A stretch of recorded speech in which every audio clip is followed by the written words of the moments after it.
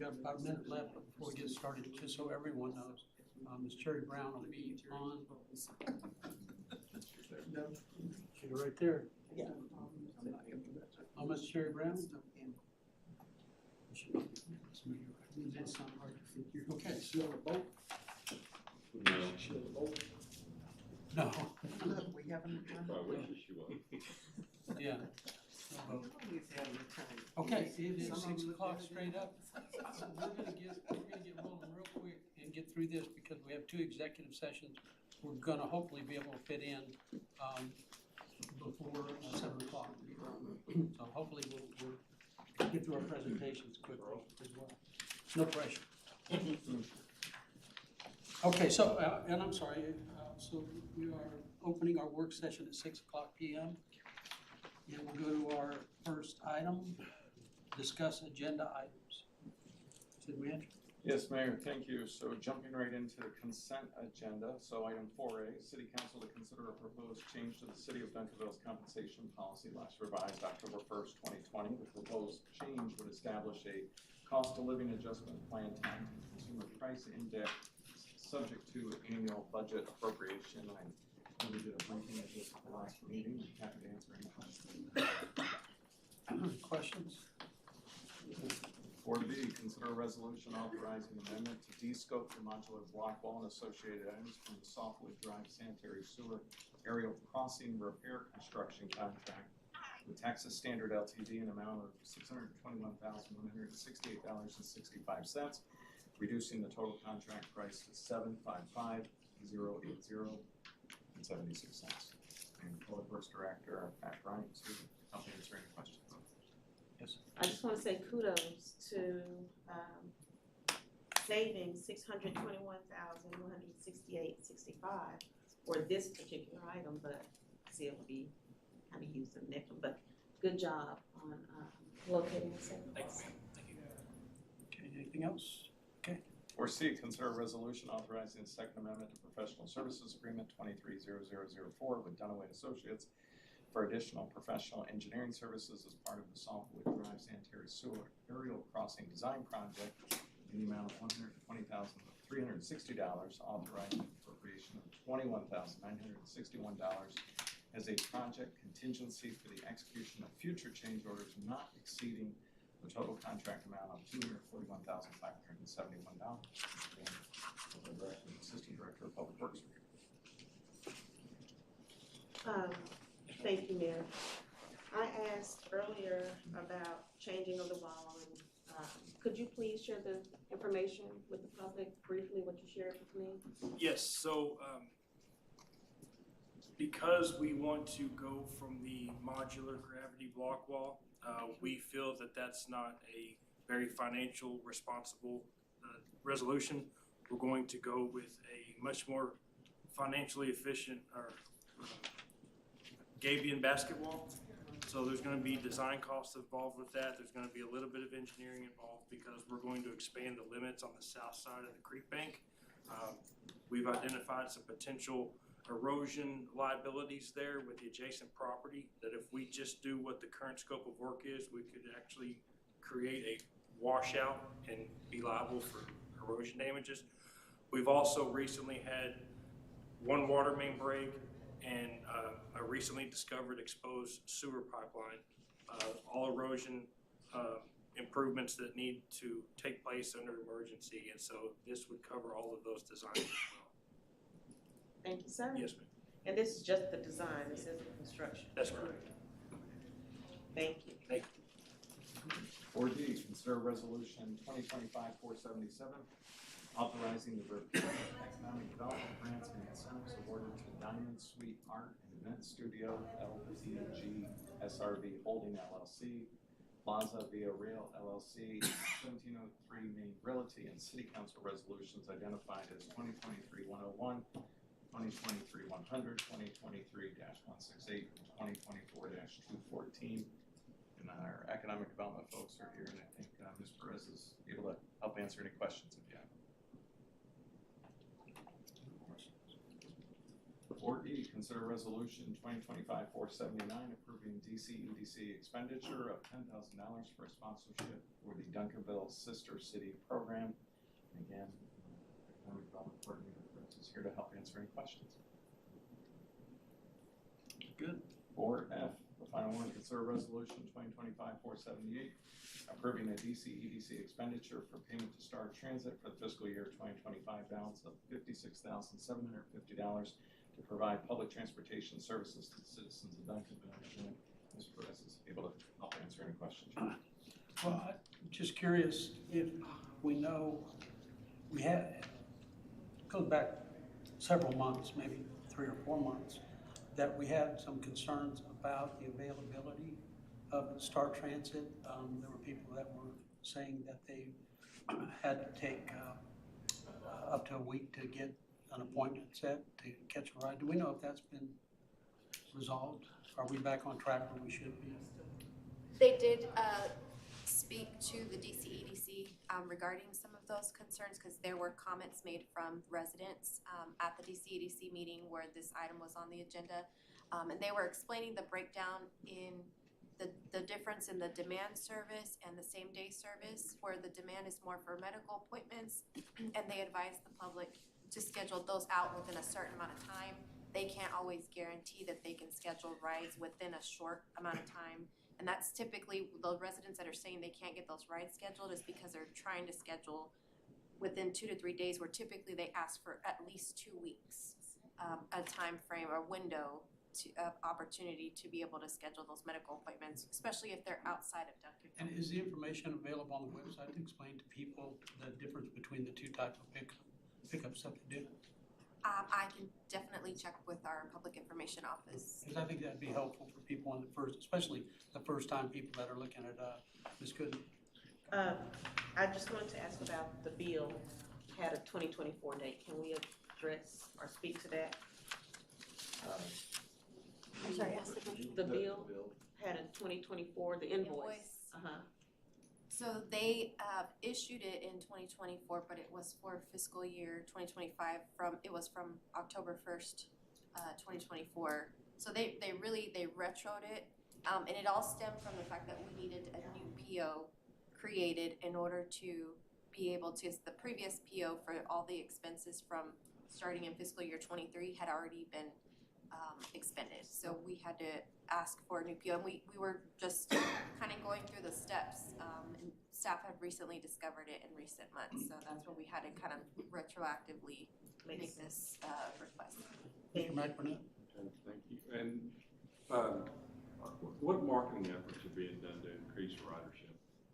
Sure, so they have done several email campaigns, and that's what they shared with the DCEDC board about specific details, kind of speaking to what Mayor Contreras had mentioned, the difference between on-demand and demand, and how they can schedule rides, information to contact their call center, their customer service hours, and they are actively marketing out community events as well.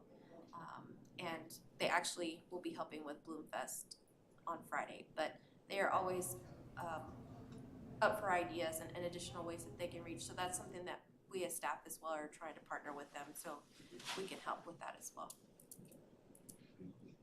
Anything else? If I just could though, she mentioned Bloomfest. Keep in mind that's Friday night. I know you're getting ready to your calendar.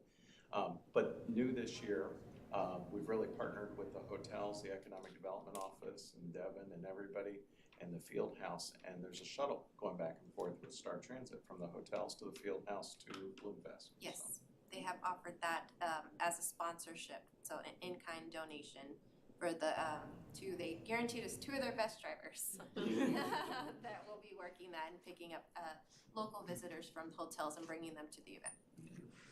Good, thank you. Mayor, that concludes the consent agenda. All right, we'll move into our city council calendar, item 2. Mr. Keita? Okay, thank you, Mayor. To finish off the month of May 22nd is Coffee with the Mayor at 12 o'clock at the Senior Center. The Senior Prom at the Senior Center at 5 p.m. on the 22nd. 23rd is Bloom Fest from 4 to 10 p.m. at Armstrong Park. May 26th is the Memorial Day ceremony at 10 a.m. at Memorial Park, and it's also a city holiday.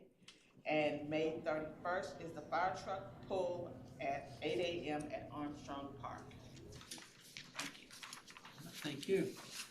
Now we'll move into our briefing. Item 3, briefings and presentations. Item A, briefing on revisions to the City of Duncanville's procurement card policy. That's going to be Mr. Jackson and Mr. Brock. Mr. Mayor, members of council, good evening. Good evening.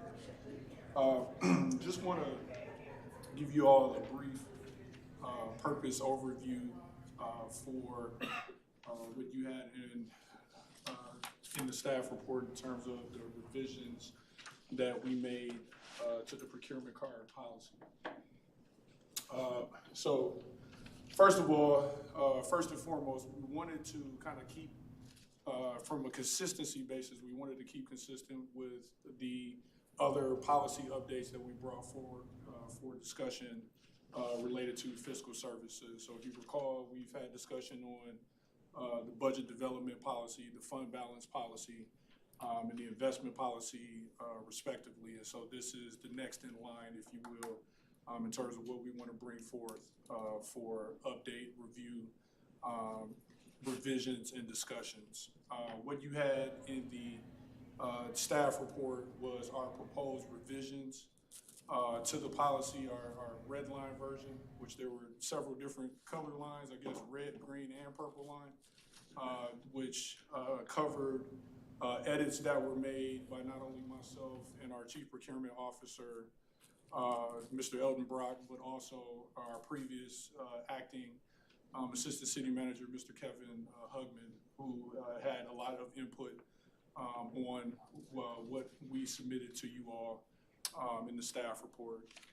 Again, the focus was identifying any potential updates, things that we needed to have, improvements to the overall structure of the policy, and just the overall outline of the policy. Some of the highlights included we wanted to have more specificity as it related to what the approved uses for the P card were. We wanted to make sure that some of the areas that maybe were a little more broad for interpretation, we wanted to have more succinct, more direct interpretation in our updated policy.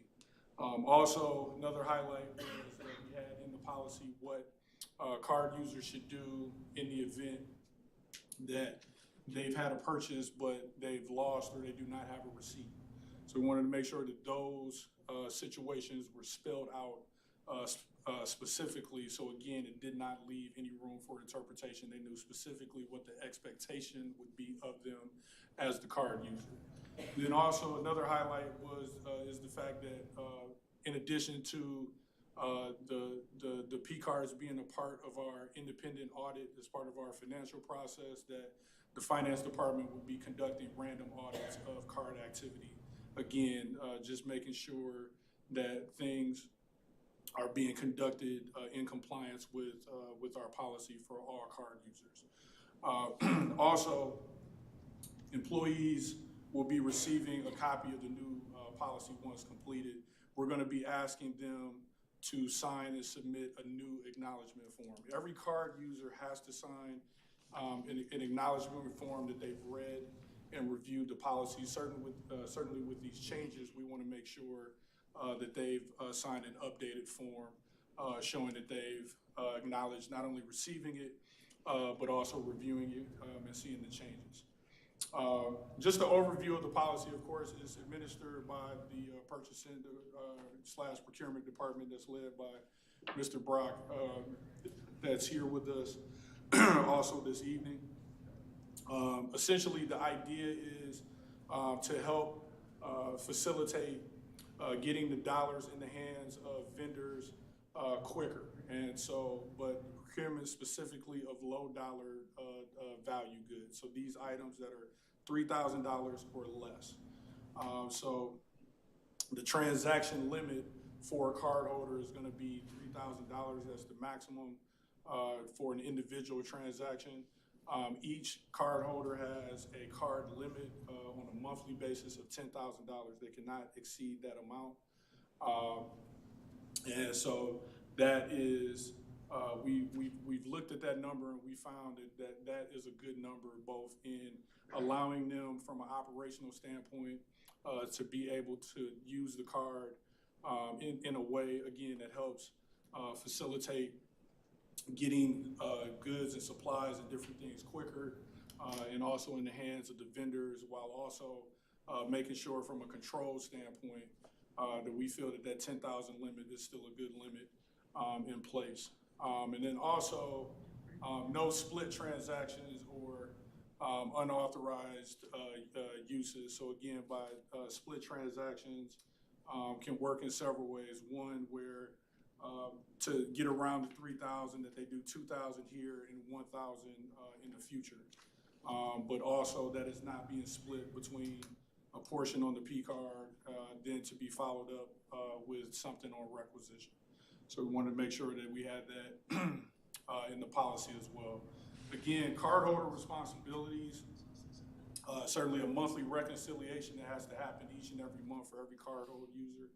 They're going to receive in our ERP system a summary of the transactions that has occurred on their card in that particular month. It is their responsibility to reconcile that in terms of coding it to the proper expenditure area in their particular department, and also attaching the receipts or any of the supporting documentation for any of their transactions. So again, it's their cardholder's responsibility to maintain said receipts and documentation. And also ensuring that the sales tax is not applied. As you all know, we're tax exempt, and so it's our expectation that we're not incurring any sales tax charges. In the event that we do, we need documentation that's showing that these are exceptions as to sales tax still needing to be applied to the city's case. And so we need to have that documentation not only for our internal review, but again, so we have that on file if it happens to be one that is flagged for auditor review as well. And also to manage returns and disputes. So we want to make sure that if those things happen, and again, all of the supporting documentation that backed up the fact that the return happened, if there are any disputes, if it happened via email, again, any of that correspondence, we want to make sure that the employee or the cardholder understands that it's their responsibility to maintain, but then also to attach that as part of their monthly report.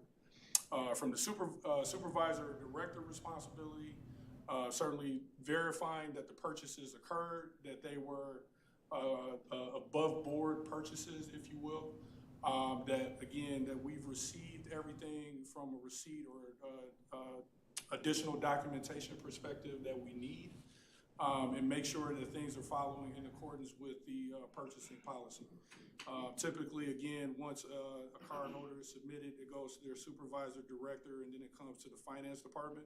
So again, from a finance perspective, it's our expectation, while we're still doing our own individual review, it is our expectation, and we communicate this to the directors all the time, we expect them to be doing review themselves. So we have different levels of review. Do not push things through expecting that it only is going to be reviewed from finance. This is your shop.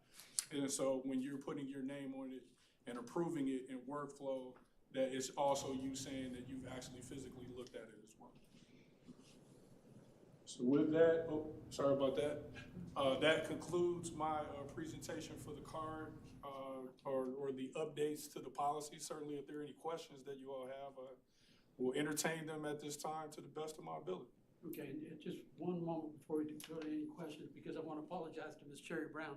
When we went through the first part of our work session and I was asking for questions, I wasn't looking at the screen to see if she had her hand up or, so can we have somebody kind of monitor as we go along?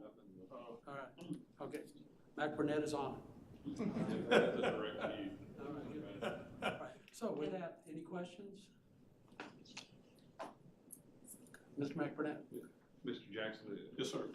how often do you do training on this? So that's a great question.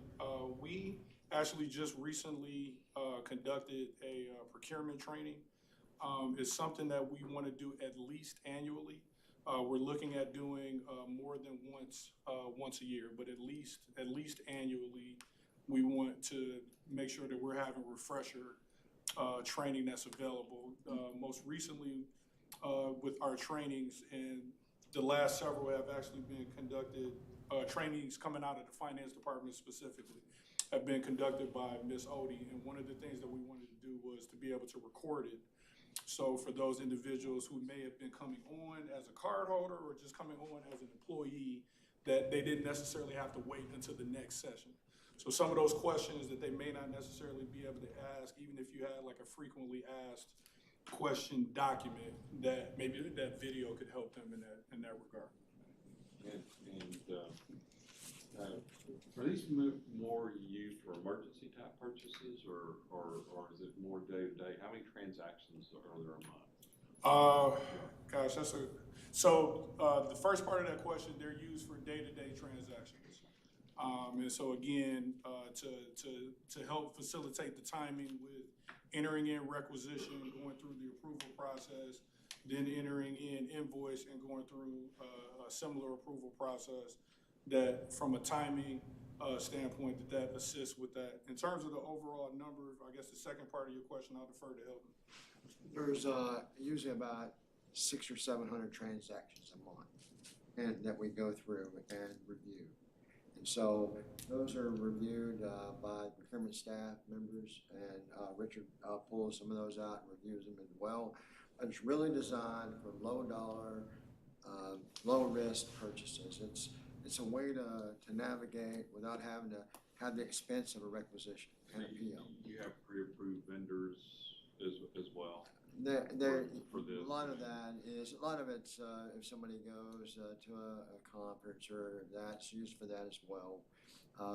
But there isn't really a pre-approved list of vendors. There's a list of vendors that we use. Right. Then they have to be in our system in order to use it because they're reconciled to it. So all those vendors are recorded. We know who they are. But it's really low dollar, low key stuff that's being used, and those procurement cards are used for. And I'd like to note, Richard, one of the things that the procurement card does is give a rebate back, just like most cards do. That card, sometimes I don't know what the dollar value of the rebate is. I haven't seen that rebate yet, but a lot of times that's a pretty significant addition to the budget, and it's a way of saving money instead of doing a requisition and then a check or electronic funds transfer. Yeah. So a lot of steps involved, as you know. So That's kind of why I was asking that question. it's a balance there. $10,000 is a really good limit here.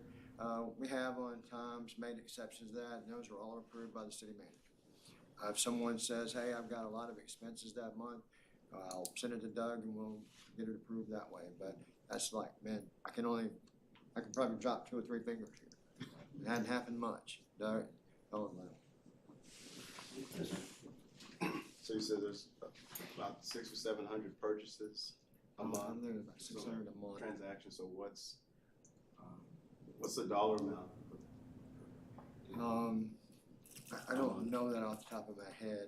I know that it's not an inconsequential amount, but I get back with the right amount of dollars that we spend, actually do a report and help that. But like I said, most of the time, the stuff that they're purchasing with that is not done with, it's just minor stuff. Just, somebody orders something out of Granger or something that requires a P card. And it's a more facilitated, easy purchasing process. So Councilman Coons, I'll use Public Works for an example. So if they're working on something and they need a part, that they can go and get it there as opposed to the timing of waiting for a requisition process, just as an example. But just things that, again, help facilitate operationally things moving at a better pace for the city, but then also for vendors who are already receiving payments by credit card anyway, that they're already accustomed and don't mind the merchant fees. They'd rather know that they're getting their money in their hands quicker than either by check or ACH.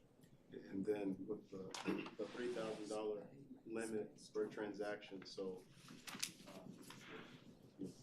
say they go to Costco, it's 2,500, and then another, a separate purchase transaction for, 1,000. How do we, keep track of that? So that's caught in the audit process. A lot of times we try to catch those. When we see someone make a transaction for $2,000 today and they come right back down and do another one for $2,000 tomorrow, that's called sequential purchasing, and it's just not allowed under the law. So, I haven't actually caught anybody doing that here at the city, but it has occurred, as you know. Procurement cards are you have to watch them, no matter what you do. And then just one other question. So so I saw credit was crossed out multiple times. So is it a debit card? So they don't have the ability for cash advance, right? So they do not have the ability to insert in the ATM and withdraw cash. But because it's coming directly from bank funds, then it functions a lot like a debit card. So it's kind of in the middle, if you will, right? Because we're gonna get a statement at the end of the month for all the card holders, and there's a large payment that goes out to the bank. So there it functions like a credit card, but in essence, it also has like a debit card functionality to it as well. So I would say kind of somewhere in the middle. I hate waffling with an answer like that, but it honestly probably kind of centers somewhere in the middle. A lot of those purchases, like I said, Amazon, somebody buying something that's easy to purchase off of Amazon, get it here really quickly, next day delivery or something. And a lot of them are local, so it really helps the local economy. But I just want to say that this isn't something I was expecting to see, but I'm glad to see it. Because as you said, I've heard of other cities that employees have gotten in trouble and they didn't know they were getting in trouble.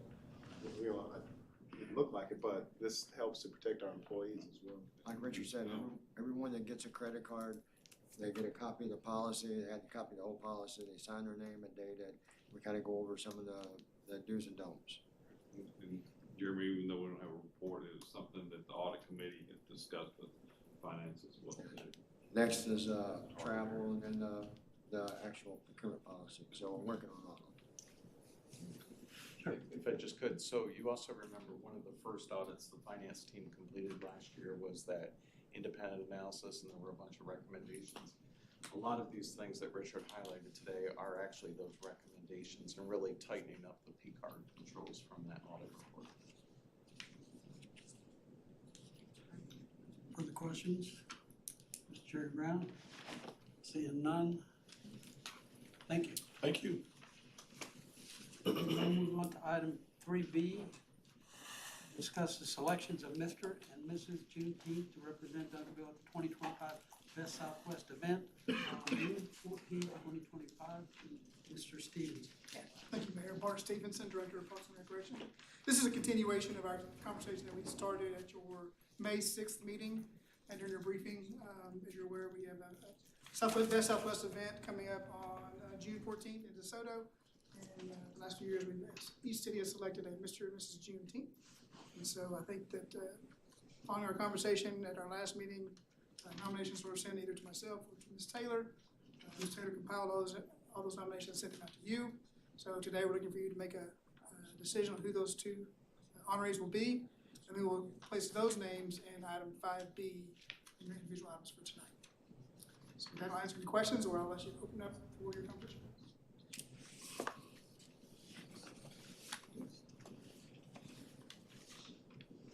Y'all want to do that?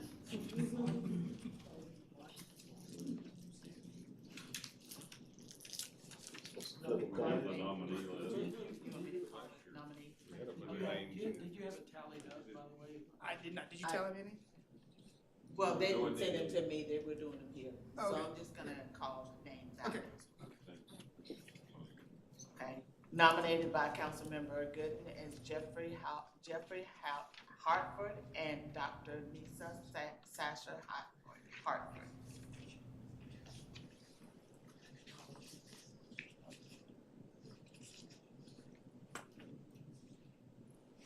Next, we have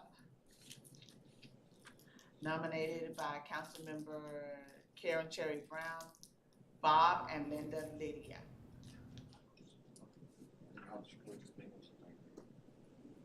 She hearing us right now? She had sent me a text that she can't hear the presentation, so I was verifying if she can Oh, okay. now or not. Okay, let's make sure we get, we communicate with her somehow.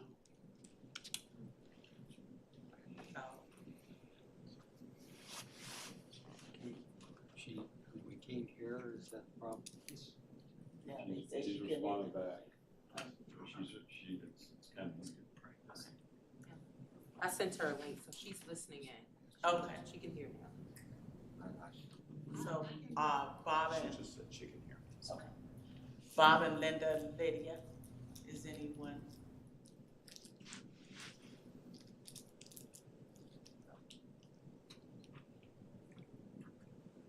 She can give the Roman emperor. She put her hand up. She did put her hand Yes. up, thank you. Yes. Okay. For votes right now? Yes. Is that what you- Yes, okay. we're asking. I thought you were just reading nominees. I didn't have a Oh, I'm discussion. sorry, would you like me to start over from the beginning? or No, you I've okay? heard them. Okay. And I've read them. Okay, thank you. Okay, nominated by, Councilmember Don McBurnett, Mr. Gregg, and Dr. Danielle Franklin. Any votes for that? Well, I also nominated Dr. Franklin, Uh-huh. and it looks like her husband's been nominated. I'm here. I made it a couple. So, yeah. Yes. And that was the challenge for me was, it's been couples, but that's not, It doesn't have to it be. doesn't have to be. So, I'm gonna split the vote on that one. I wanna vote for, Dr. Franklin. Okay. And, also Jimmy Morris, nominated by Mayor Contreras. Jimmy Morris Kingsman Coffee. from Kingsman. Of course, I want to vote for Mr. Morris. I don't know how this is gonna play out now. Okay. I'll hold my votes till we get them all. Oh, I'm sorry, okay. Okay. Esther Stoker and her son James Stoker. Whose nomination was that? Councilmember McBurnett. He had 3 different people. Okay. Yeah, I do have another one. Okay. And the last one is Kosea and Kelly Stevens. I'll throw a vote in. I'm voting for Jose and Kelly as well. And I'm just gonna say, you don't see, they don't have a lot of big things that everybody sees all the time. They're always working to serve. We're serving on our boards and commissions, but very subtle, but major contributions, community contributions.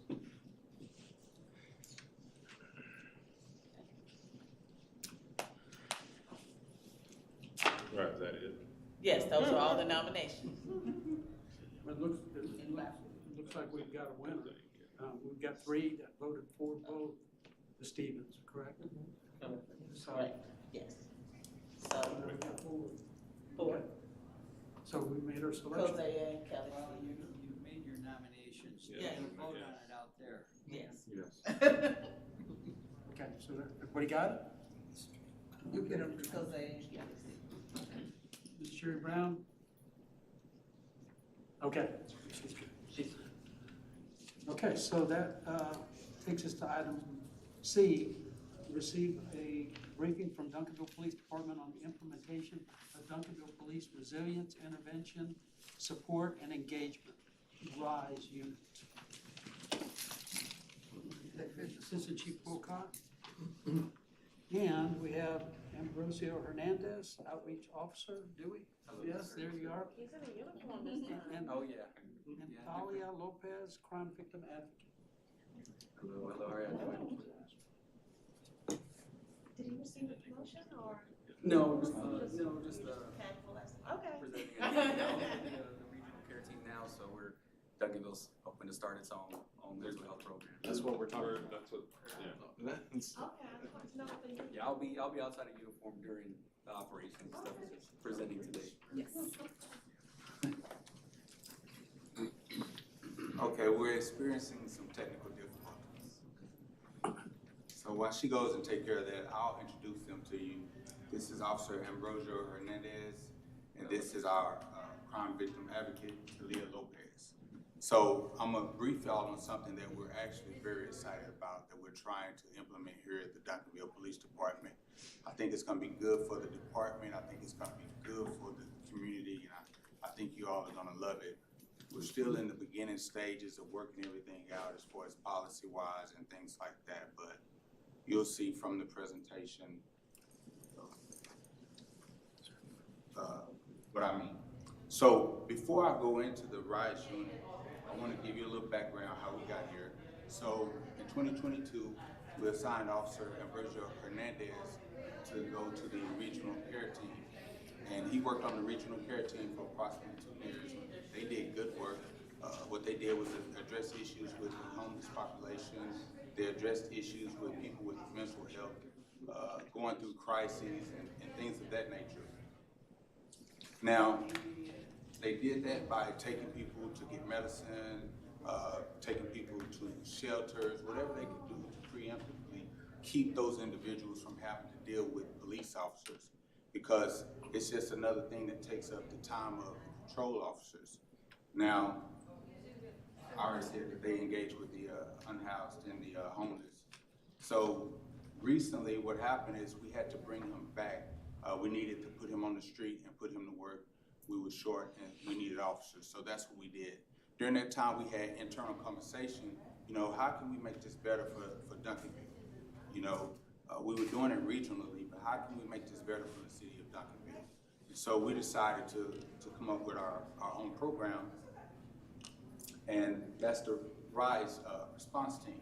RISE stands for Resilience, Intervention, Support, and Engagement. It's going to consist of the crime victim advocate, Talia Lopez, and Officer Ambrosio Hernandez. The team's going to focus on advocacy, resources for the mental health, and community engagement. And you'll hear me say community engagement a few times because that's really big. This is an outreach program, so that's what they're going to be doing. They're going to be getting out there and dealing with people that need our services. Again, they're going to deal with the unhoused individuals.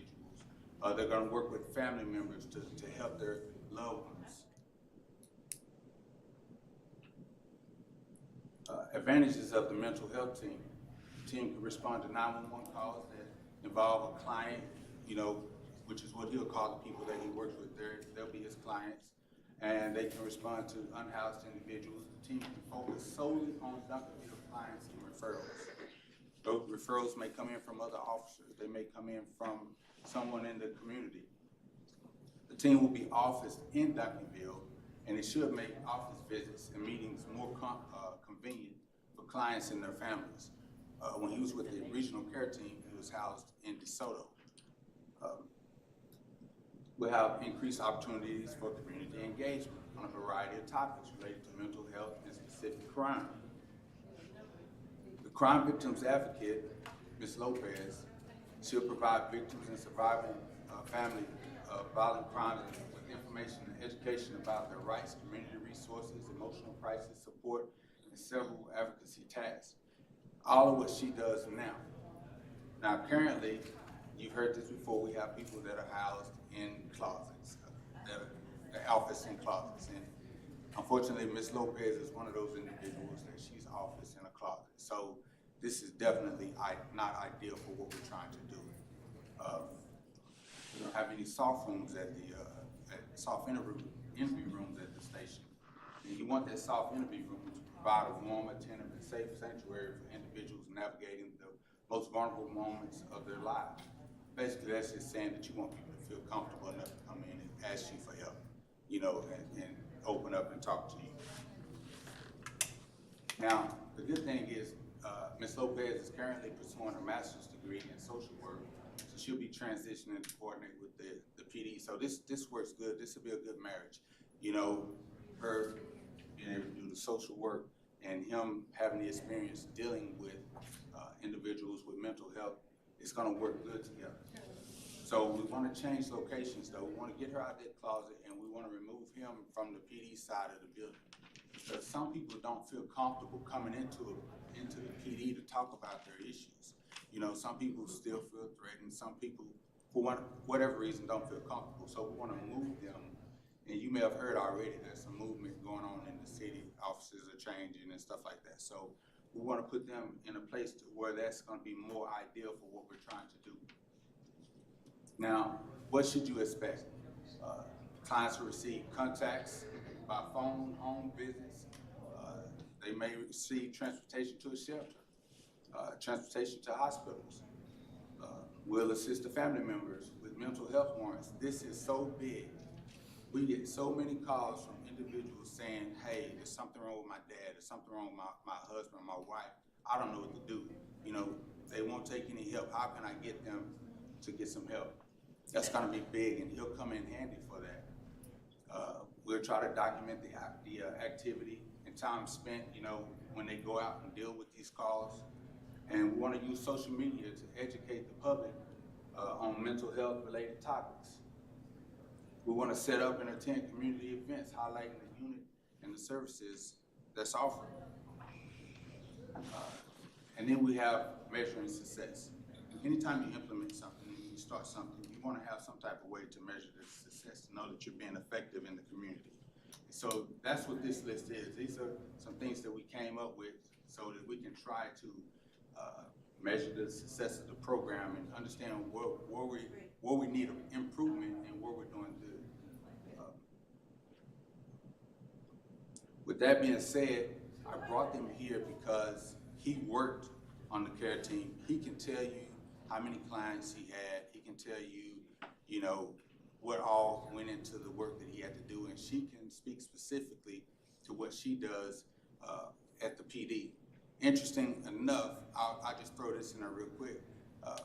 He almost didn't get here on time today, and that's because today's his day off. He came in for this, and as soon as he got here, I had to send him out. We had a major incident happening with somebody going through a mental health crisis that was threatening to harm other people and was in the position to do so. So it's needed. With that being said, if you have any questions for them, they're here. You're the mayor.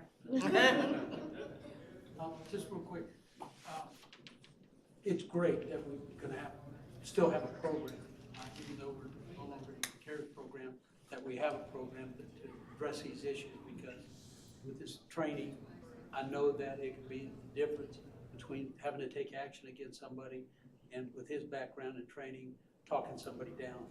And I think that's really important to have that. But I also know that the average officer also has some basic training. Basic training. So what we receive is CIT training. That's crisis intervention training. We don't all receive the training that he has received. Sure. He's a mental health officer, so he's had extensive training. And he can actually help train the officers how to deal with other situations better. And it's just really convenient having somebody.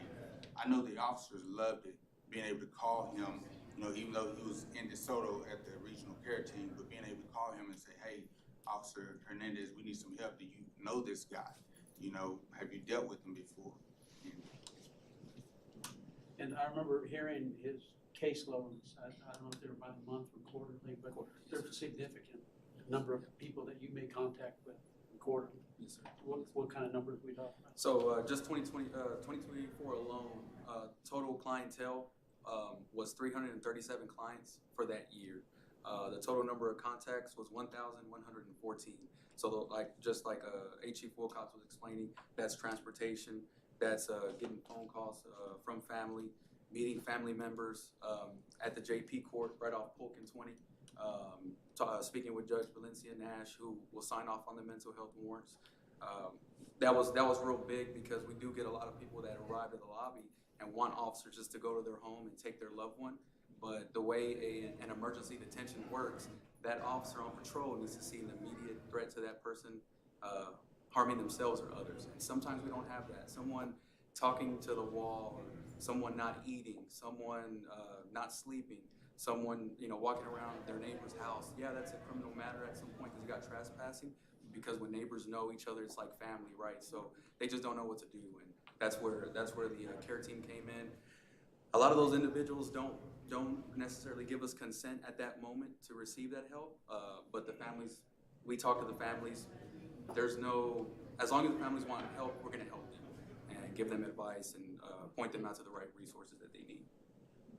Well, I kind of want to add off what the mayor said. Happened to see this day here in Duncanville, and those numbers that you read, were those Tri-City numbers or specifically just Duncanville? Specifically Duncanville alone. Okay. So, and that's the benefit of being here as well and staying solely focused on Duncanville clients. At times, we would have to assist DeSoto or Cedar Hill with their clientele. Same thing, transportation, meeting their families at the JD Court here or in Grand Prairie, where Cedar Hill conducts their civil matters. And that can take, a couple hours where Duncanville clients weren't being seen. So we would, sometimes, you kind of have a leeway, right? Yeah, we're regional, we're assisting each other, but at the same time, I felt like we were missing a lot of relationships that could have been. And are you using that as your baseline to determine the success with those metrics that you're going to be measuring? Yes, yes. Okay, And so that's your Lieutenant baseline. Franks, who was in charge of the program before, had a different policy on keeping track of our time allotted with certain clientele. But like I said, as long as we have that consent to do so, we'll be able to use our police system to mark from beginning to end how much that time spent with that family or that person, and then seeing the decrease of phone calls from 911 or even emails. We get individuals in the city that continuously call 911. That's not an emergency, right? It takes that patrol officer off the street just for like maybe 30 minutes or an hour.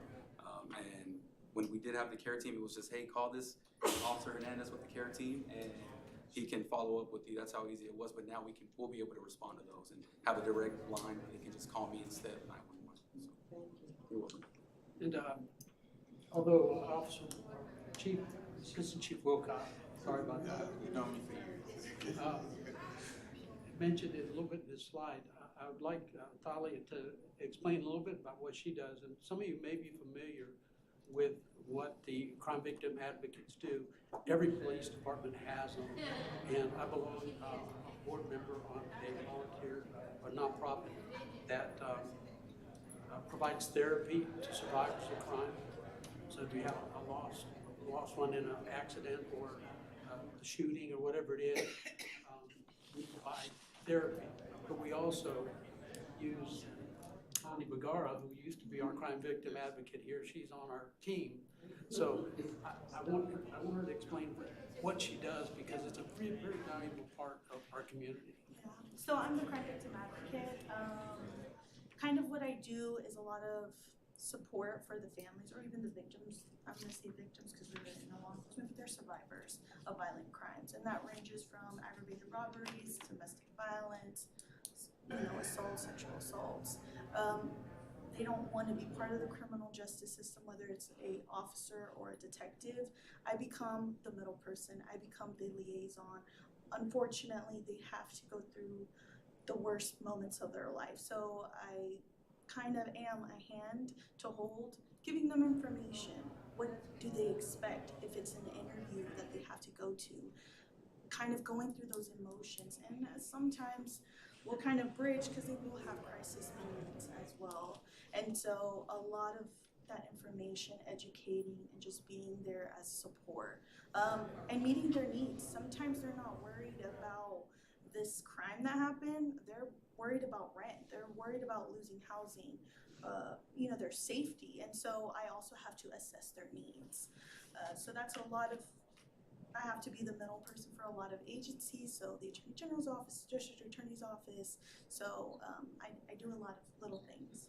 That's And the state provides assistance. correct. The state does provide assistance, immigration assistance, crime victim compensation, restitution, and making sure, again, it's just when you're in this criminal justice, there's a lot of information that even me, myself as a professional, sometimes I'm like, okay, we gotta do this and this and this. And imagine if someone did not have that.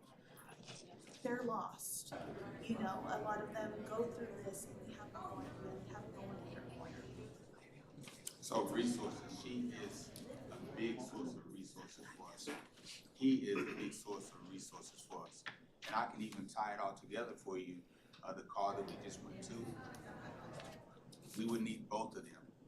Mom is a victim, and the son has mental issues. So, Mr. Backward. And I'm gonna just make a personal, so all three of these people, I've seen them in action from experience. She's from her background, she was with the Department of Family and Protective Services, so if you're in that group, it's a statewide group, you're in a crazy situation, so you're doing that, so this is somebody that's very well suited for it. I've seen Officer Hernandez as well handle several things, and I've been with Officer Wilcox. Sorry, Assistant Chief. it's okay, Wilcox, long time, you know me.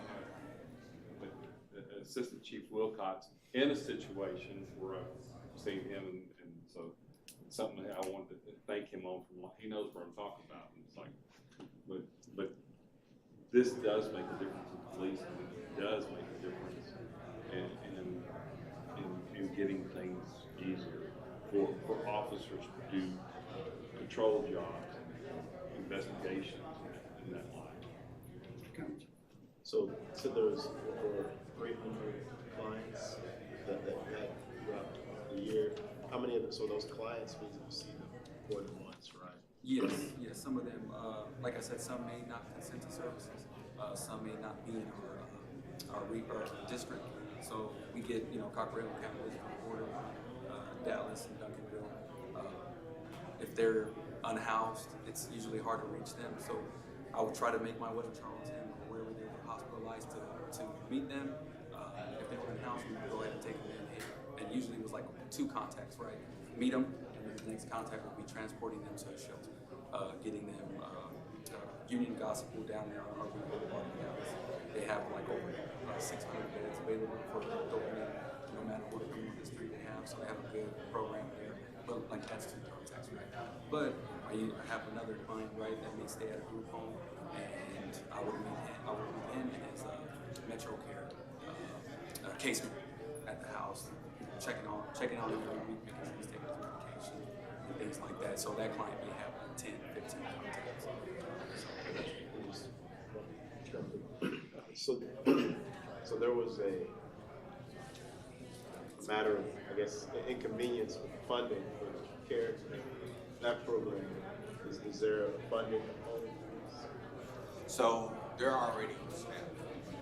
So we already have that taken care of, they're in place, which even better. There's some things that, like I said, it's a work in progress. There's some things we have to work out. Like we want to be able to provide those same services. So transportation, that stuff that will get worked out over in the police department. We'll have it where they'll be able to transport people when they need to. So just those little things. We're committed to making this really good. I'm excited about it. It brings it back here to Duncanville. I think our officers need some help. They need the relief. I was on Grand Prairie's site this morning just reading how they do things. We're committed to making this work. So we're going to put things in place, get the policy right, polish it all up, and it's going to be a good product. So what's that work schedule? Is it Monday through Friday, 8 to 5, or? Because it's just them too. So it's just them too. So they'll be pretty busy. We still have some more conversation to have with Chief, but we'll get all that worked out. Get all worked out. Right, thank y'all so much. Thank you. Thank you for what you do for our community. Thank you. Okay, so at this point, we're done with our briefings and presentations. We're going to recess our work session at 6:54 p.m. and move into executive session. Yay.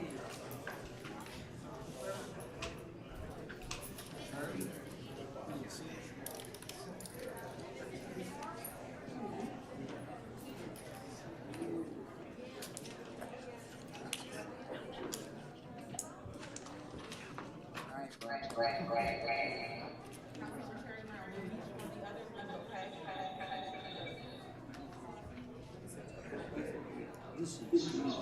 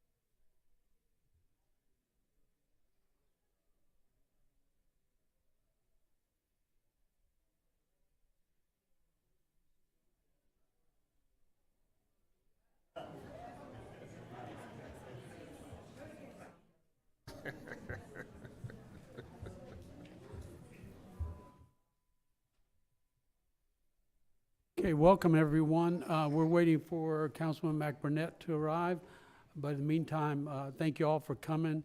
Special night for a lot of reasons tonight, so we're going to get going pretty quick here. Okay, he's on his way. So we're going to open our regular session at 7:27 p.m. Again, thank you all for being here. We're going to start with our invocation, and Mr. Patrick Harvey has agreed to do our invocation. A pastor that was going to be here couldn't make it, so Mr. Harvey.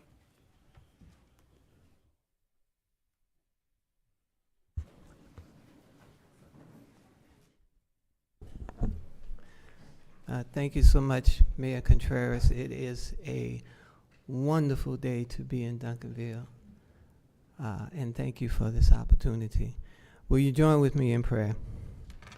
Dear God, our Heavenly Father, how excellent is your name in all the earth. You are Lord God alone, and we acknowledge you and thank you.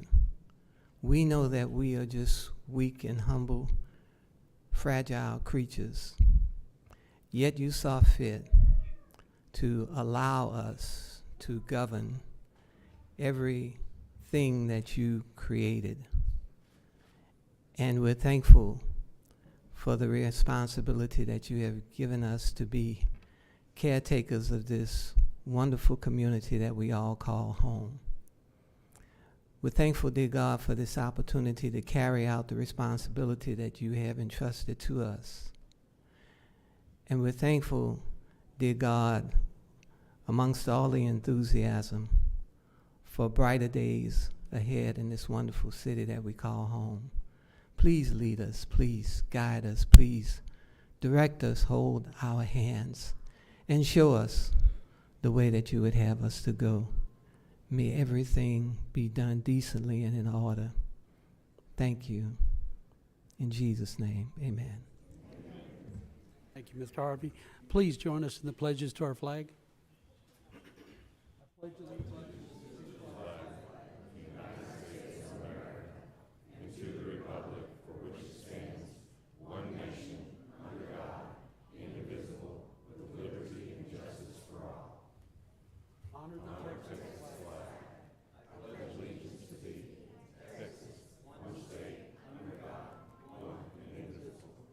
Thank you.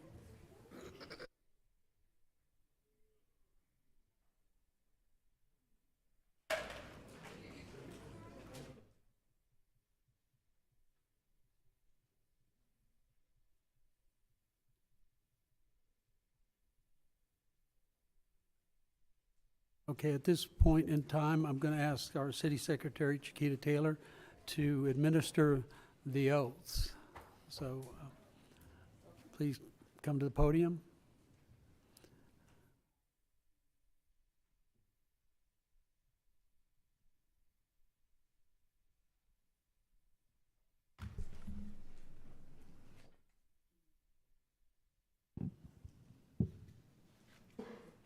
And while they're getting set up, I want to mention that Councilwoman Cherry Brown is here, and she should be on the monitor, but she is not feeling well, but she is in attendance this evening. Thank you. For our oaths of office, I will start with Council Member at Large, DeMonica Gooden.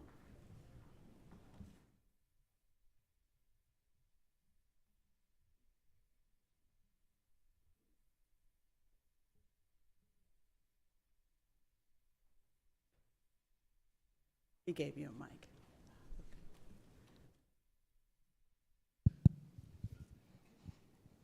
Okay, repeat after me. Raise your right hand.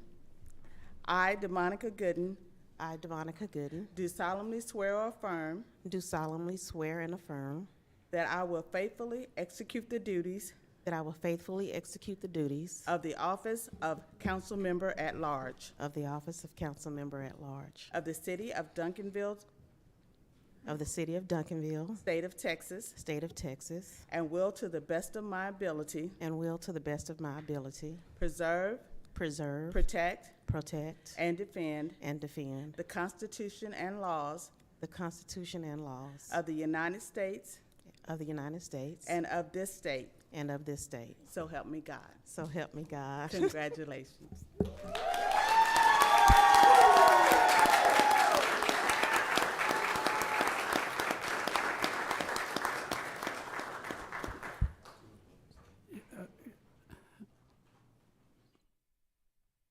Councilwoman Gooden, if you would like to, you can have family members come up.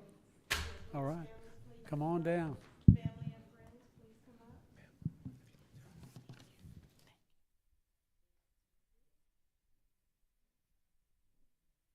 Come on.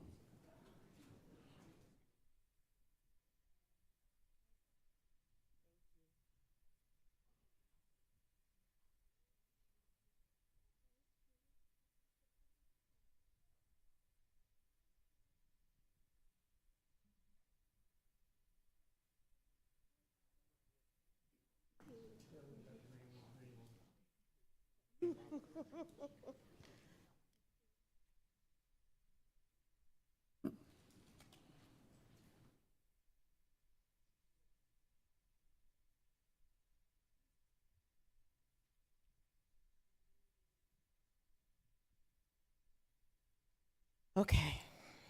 I tried to write a speech, but couldn't come up with anything to say, so why aren't y'all coming up here? Yes. Okay. So I just wrote a few thoughts for me to remember to say. So I first want to give honor to God for the opportunity to be able to serve this great city of champions. Nowhere in my life did I see serving at this level, and knowing that it was all by the grace of God that I was able to run a campaign for the entire city. It was no small feat, but however, with His grace and His mercy, I was able to get it accomplished with also the help of the community.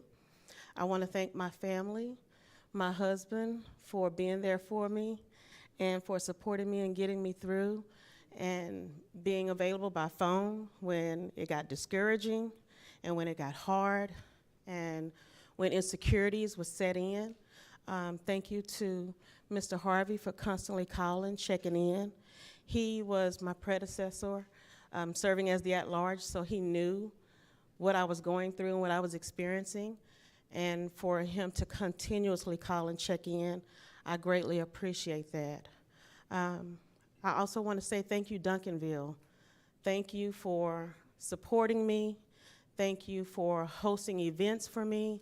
Thank you to the citizens for speaking to your neighbors on my behalf, for all of the support that you have shown throughout my first term and the love. I didn't know if I was being misunderstood when I would ask questions, but the support and the votes and you affirming that you don't have an issue with me asking questions, you don't have an issue with me gaining clarity, you don't have an issue with me speaking up and advocating on your behalf.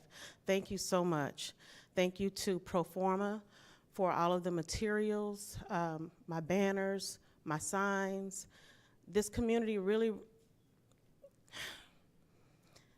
the financial impact of running for at-large isn't always easy. And knowing that there is a community that rise up behind you and support you and meet you and do whatever they need you to do, whatever I needed them to do, they were willing to do. So thank you to Kim and Jenny's. Thank you to Somos Duncanville for supporting me as well. Thank you for, I met 3 first-time visitors. Thank you to Miss Amy. 3 first-time voters, 3 first-time voters cast their vote for me. And it's not so much that it was, me, but the fact that they were willing to participate in voting and use their voice. So I also want to acknowledge this great council that I have the privilege of serving with. I love how we come together and discuss items and make sure that we have considered all sides before making a decision. It's not always easy, but we find a way to do it with a level of decorum and respect, and that I appreciate. Also want to acknowledge the city manager. Thank you, sir, for carrying the vision forward, listening to what it is the council has to say, and making sure that everything is being considered and we're serving the community with a level of excellence and to represent this great name that we carry as the City of Champions. So with that, let us carry forward and continue the mission and exemplify to the best of our ability the great City of Champions name that we get to carry here in the city of Duncanville. Thank you so much.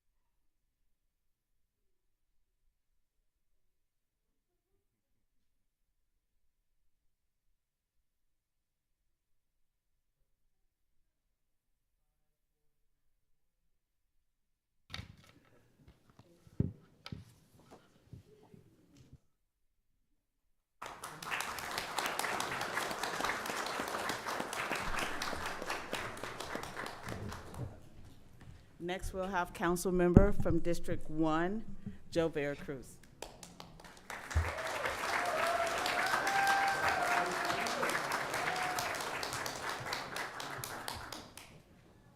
Okay. I, Joe Veracruz, I, Joe Veracruz, do solemnly swear or affirm do solemnly swear or affirm that I will faithfully execute the duties that I will faithfully execute the duties of the office of council member District 1 of the office of Councilmember District 1 of the city of Duncanville, of the city of Duncanville, state of Texas, state of Texas, and to the best of my ability, to the best of my ability, preserve, protect, protect, and defend and defend the Constitution and laws the Constitution and laws of the United States of the United States and of this state. and of this state. So help me God. So help me God. Congratulations. Thank you.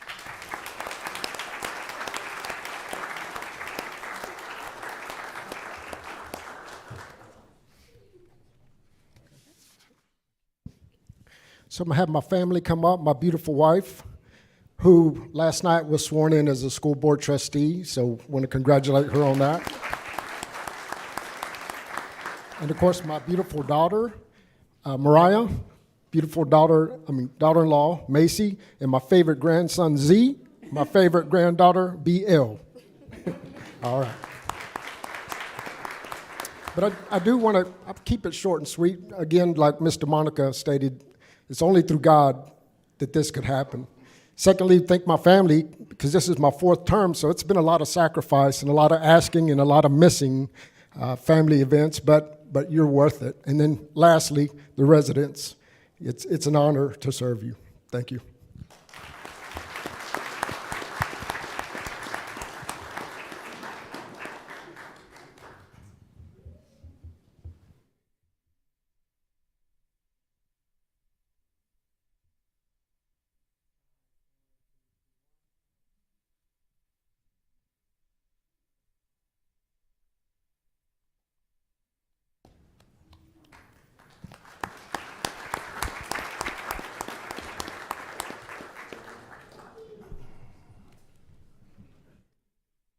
Next, we will have council member from District 3, Jeremy Kuntz.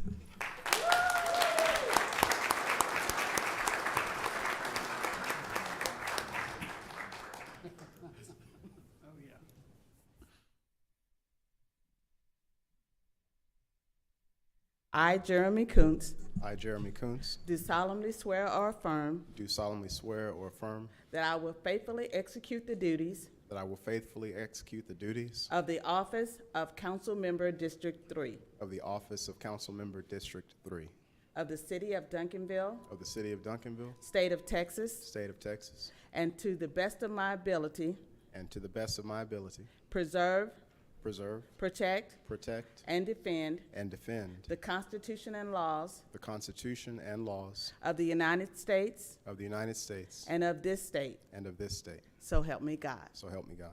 Congratulations.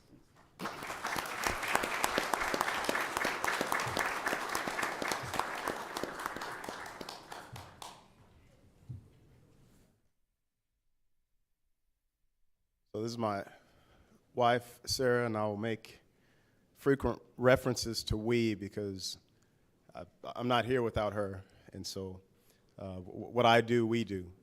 And this is my youngest, Titus. He scored 3 goals in a soccer game yesterday.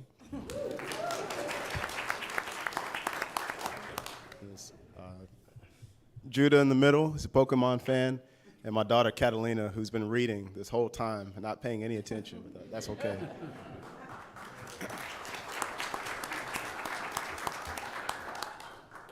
So my wife and I, we often have long and sometimes difficult conversations about why. Like, why do we keep doing this? And what's the benefit from, as Joe mentioned, the long hours spent away from families and just the work and the energy and the resources that does take away from other things for us to come here.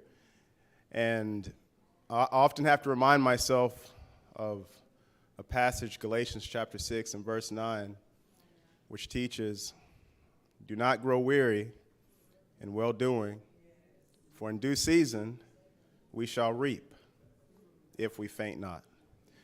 And I often have to remind myself that it's good work for us to come here and spend these long hours to make sure that our children have good parks and public spaces for them to play in that are safe. It's good work for us to make sure that our first responders receive fair, competitive compensation. And it's good work for us to be having these discussions about building a new police station. It's good work for us to make sure that our library is a place where people can go and freely exchange information. And it's a good work for us to support our local businesses, our local restaurants. And it's good work for us to make sure that we have clean water that's supplied to our homes and our families. And all of these are good works for us to do, right? It's good work for us to be stewards of God's creation and preserve 42 acres of green space, not just for us now, but for future generations. That all of these things are good works, that it's good and right to do these things. And I would encourage you as we think about the fact that we shouldn't grow weary, that if you find something good to do, that if you have the opportunity to do good, to do it, and not necessarily always expecting a reward. And I'm a minister, so you're going to get some Bible. I'm also reminded of a passage that teaches that Paul planted and Apollos watered, but it's God who gives the increase. And a lot of the work that we do, some of it we won't see the fruit of the increase for 5 or 10 years, and we don't know what kind of impact that it's going to have on the future generations in this city. But it's just important for all of us as a community to continue to do good works if you have the opportunity. And so we're glad to make the sacrifices, and we're glad to do the work because they are good works. And so thank you.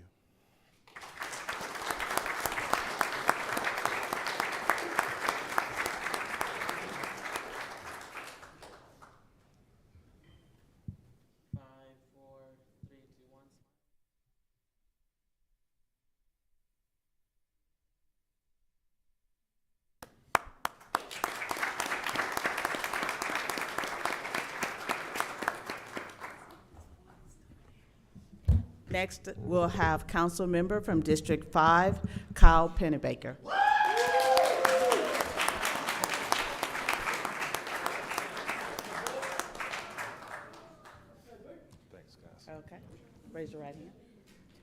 I, Kyle Pennebaker, I, Kyle Pennebaker, do solemnly swear or affirm do solemnly swear or affirm that I will faithfully execute the duties that I will faithfully execute the duties of the office of Council Member District 5 of the office of Councilmember District 5 of the City of Duncanville, of the City of Duncanville, State of Texas, State of Texas, and will to the best of my ability and will, to the best of my ability, preserve, preserve, protect, protect, and defend and defend the Constitution and laws the Constitution and laws of the United States of the United States of And- America and of this state, and of this state. so help me God. So help me God. Congratulations. Thank you.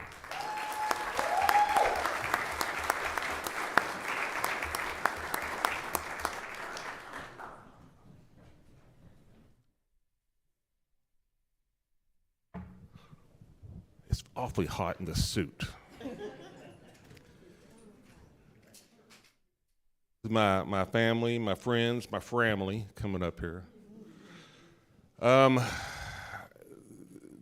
think that I might be the first person to run 2 contested campaigns in 20 years or plus. That's hard to do. The last person to do it back to back was Ken Weaver, but he was uncontested the second time that he did it. So I feel like that I've been doing this about half the time that I've been up here. So it's nice to get about a 1.5 year break, probably. Praise God and our Lord and Savior Jesus Christ first. I want to thank my beautiful wife, my campaign manager, who's fought with me. This has been after getting hardened the first go-round, you know, it makes it a little bit easier to deal with it. My lovely daughter, appreciate you and what you've done, and then my family and friends and family, everything that y'all have done to support me, I appreciate that. My wife and I moved here. We decided to stay in Duncanville. We talked about this before we got married and before we had kids. We wanted to stay here because of the diversity and be able to raise our kids within a diverse community so that they could have that exposure, so they could get to know what other people are like, what different cultures are like. And we've become more diverse over the last 20 years that 23 almost years we've been married. And this council represents that diversity. But it's not necessarily the diversity that makes us what we are. It's the way we come together in the face of the diversity and the adversity. And we look past those things that can divide us, and we work together. And it's a wonderful, wonderful thing. I could get real emotional, but I'm not going to do that. I'm going to cut this pretty short. I look forward to what we've got going on with this city. This is a wonderful council. We've got a great city manager. We've got a great staff and team in our leadership. We've set a foundation for a lot of things that can start happening here, and we're starting to see some of these things materialize, and I'm really excited. And except another thing in the last 20 years, it's rare to bring the same council back together. It's a belief and a trust that we feel from the community that maybe we are doing the right thing, and y'all believe in us, and we feel that, and we feel more empowered. The last time that I know we brought back the same council was only because one council member was contested and he won, Don McBurnett, 2000, COVID year. So it's really encouraging to be up here and have y'all's trust and y'all's belief in us, and looking forward to it. And the immortal words of that great poet, Ric Flair, to be the City of Champions, you got to beat the City of Champions. Woo!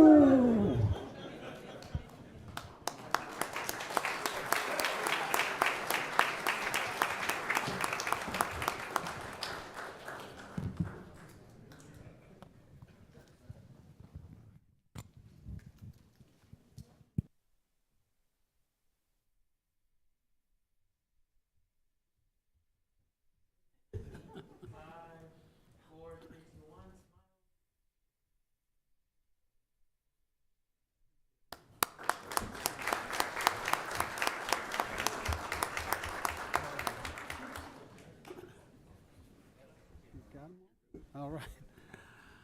Okay, congratulations once again to all council members who got sworn in today. And with that, we're going to take about 15 minutes to go into the foyer and have a reception for all these individuals. So if you would, please join us out there, and we'll come back in about 15 minutes.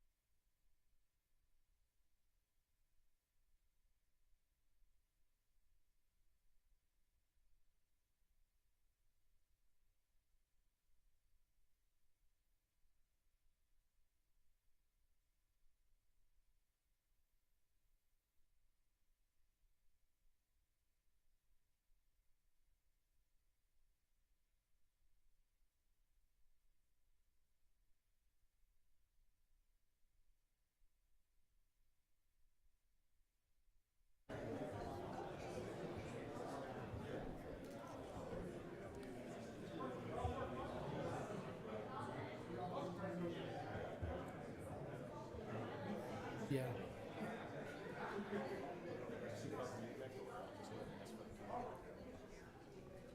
Okay, we're going to go ahead and call the meeting back to order. We have a very special guest here today, and we want to participate in a celebration of sorts. So we're missing Councilman Kuntz, but I'm sure he'll be in momentarily. So with that, we're going to go ahead and what we need to do first, because we're skipping the mayor's report and the council member's report to get to the city manager's report, and he needs a vote to go over time for Yes. this presentation. Yes, Mayor, thank you, council. Motion. Thank you. Motion made. Got a motion to approve, a second? All right, let's please vote to give additional time. Okay, we're good, and I assume Ms. Cherry Brown, thumbs up? She All raised right. her hand. So. We got her. Okay. All right, Mayor, Council, thank you. At this time, I'm going to ask Chief Stogner to come to the podium for a special presentation.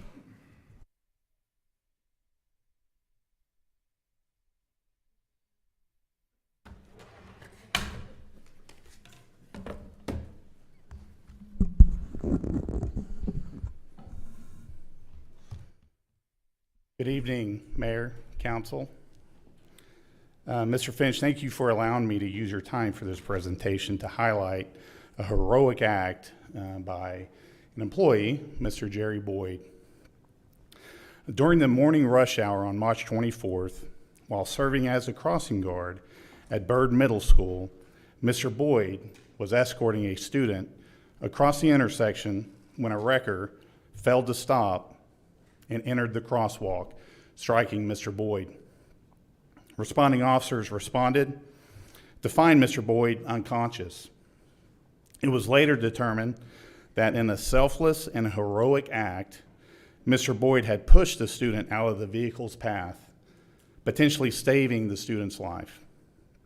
His actions exemplify extraordinary courage and unwavering dedication to the safety of the children he served. We have the student here. If he can come up, please. And then, of course, Mr. Boyd. And I would also like to ask Duncanville ISD Police Chief, Chief Garon, down here as well, please.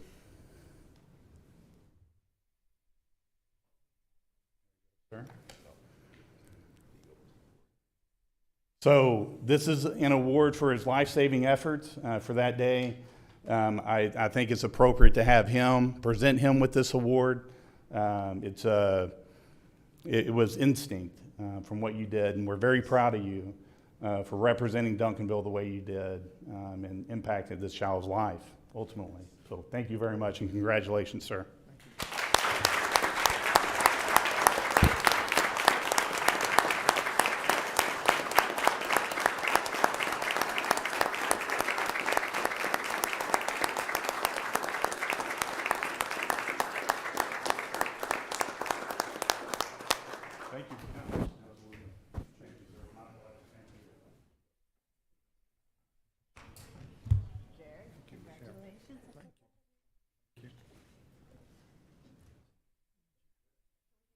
Jerry, want to say anything? Yeah, do you want to say anything? Yes, Yes, please. Yes. I'd like to thank Chief Stogner for this. You know, I've told a lot of people recently, if you get a chance to meet one of our first responders, please, please don't pass up the chance to thank them for the work they do. They never get enough recognition that they deserve for the work they do. I had the chance about a month ago to meet the firemen that responded on the scene that day to thank them for their efforts. I'd like to thank three very special officers to me. First is Michelle Arias, for the work that you do and continue to do. That means more to me, to all of us, I think. Secondly, and I think he had to leave, Darius Williams, he's the best boss I've ever had. I think the world of him. Lastly, I want to thank Chief Stogner. While I was in the hospital, my phone rang, and it was the chief asking me how I was doing. Was I doing okay? Did I need anything? And Chief, you're special to me. You really are. While I don't have any family, I think, with me tonight, I consider everybody in this room to be my family. I love this city, and I can't imagine being anywhere else. I'm glad that the young man that I helped is okay. I'm relatively okay, and just thanks for this. This is pretty special to me, and I thank everyone for it.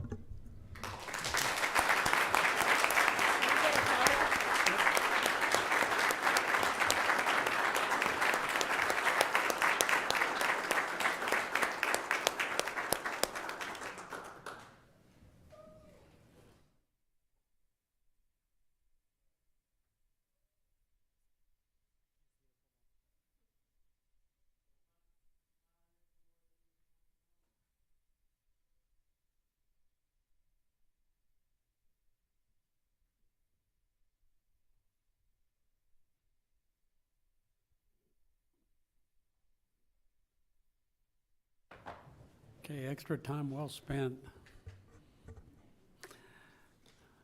Okay, Mayor's report. I'm going to be real quick about this. I just want to thank all the, and congratulate again all the candidates that are returning to the dais. And I also want to thank those people that chose to get in the campaign as well, that didn't prevail, but I know many of them are on boards and commissions, so it wasn't just an instance where they came out and ran and they're not involved. They are involved, and I want to thank them for continuing to be involved.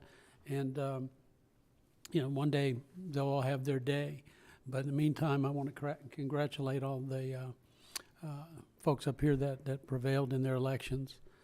Even Joe, who didn't have anybody. There you go. So with that, I'll turn it over to council member reports. Councilman Veracruz. Thank you, Mayor.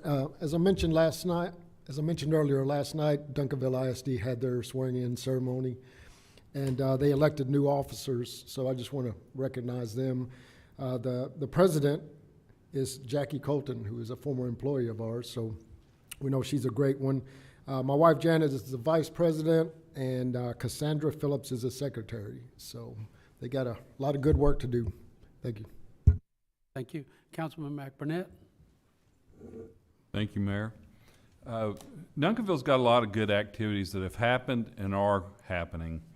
Operation Clean Duncanville, I'm sure there was a lot, but I was up there was just a lot, and I'm glad to see people are taking care of things.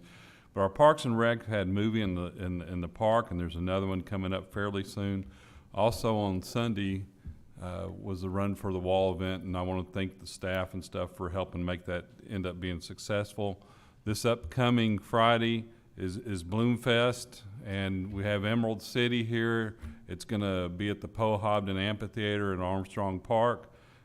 Just from 4 to 10, it's going to be a wonderful time. And then we have a Memorial Day service on Monday, and it's always a good service to have here.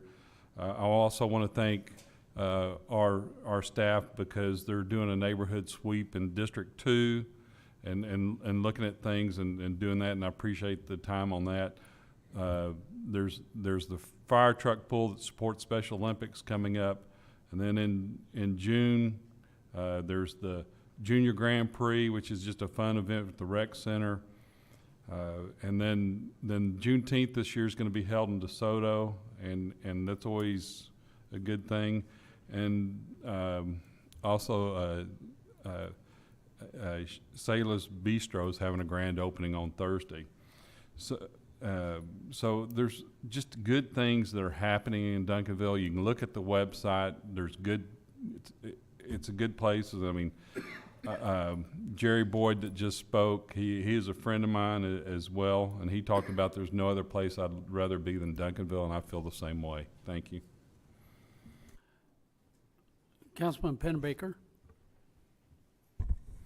Good evening, Duncanville. I also want to thank, first of all, police and fire for what y'all did rallying to support us on the bridge for Run for the Wall. It turned out to be, we had 2 bridges covered, which was pretty amazing for the riders coming through. They see a big flag on one bridge, and then they see everyone stacked up on the second bridge, and it was probably a different and a pretty good sight for them. With that, we're kind of entering Memorial Week leading up to Memorial Day. The Memorial Day ceremony is next Monday at 10 a.m. Post 81, who does the Run for the Wall, they also played a major role in establishing the Memorial Park. And the story goes that the city made them pay for the gas for the Eternal Flame for several years. So city's finally taken that over. But after that memorial service, Post 81 does open up the post to the community and free hot dogs and hamburgers. So if you're not doing anything Monday morning, stop by and see us. Okay, no further comments? Okay, we're good to go on to item 2, proclamations and presentation. The first, A is going to be proclamation recognizing May 18th to 24th, 2025 as National Public Works Week, and Director of Public Works, Matt Bryant.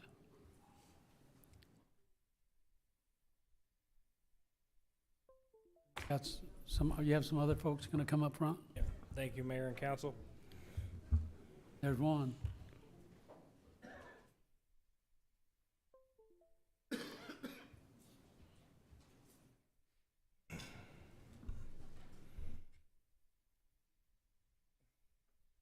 So I want to thank you for this proclamation honoring Public Works Week. So there's a standard of excellence across public works throughout the United States, and that standard of excellence is identified by the expectation, right? So our residents naturally expect the water to always be there whenever they open the faucet. They naturally expect the traffic signals to always function properly. And they always expect police cruisers and firefighters apparatuses to always be maintained and respond when they need them to.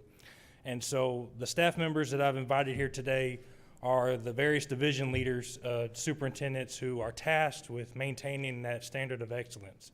And so I can't thank them enough for the hard work that they do for us every day.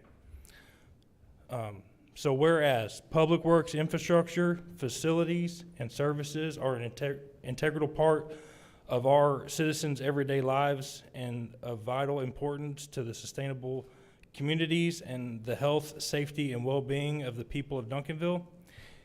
And whereas such facilities and services could not be provided without the dedicated efforts of public works professionals, engineers, managers, and employees from your local public works department who are responsible for and who plan, design, build, operate, and maintain the transportation, water supply, water treatment, public buildings, structures, and facilities, and who deliver solid waste services, transit, and fleet services, which are essential to serve our citizens.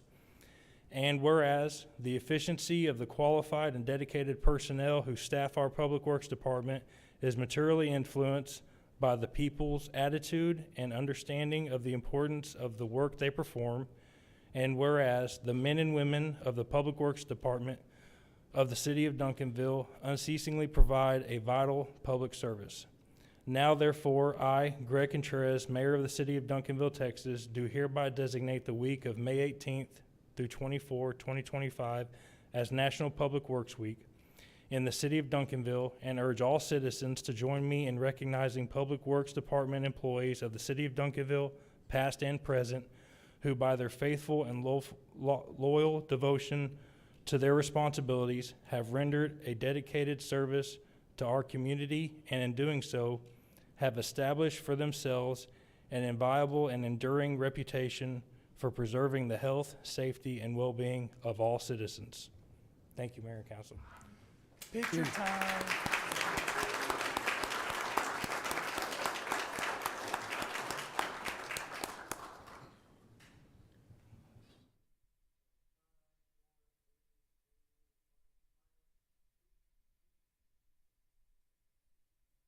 Thank you all.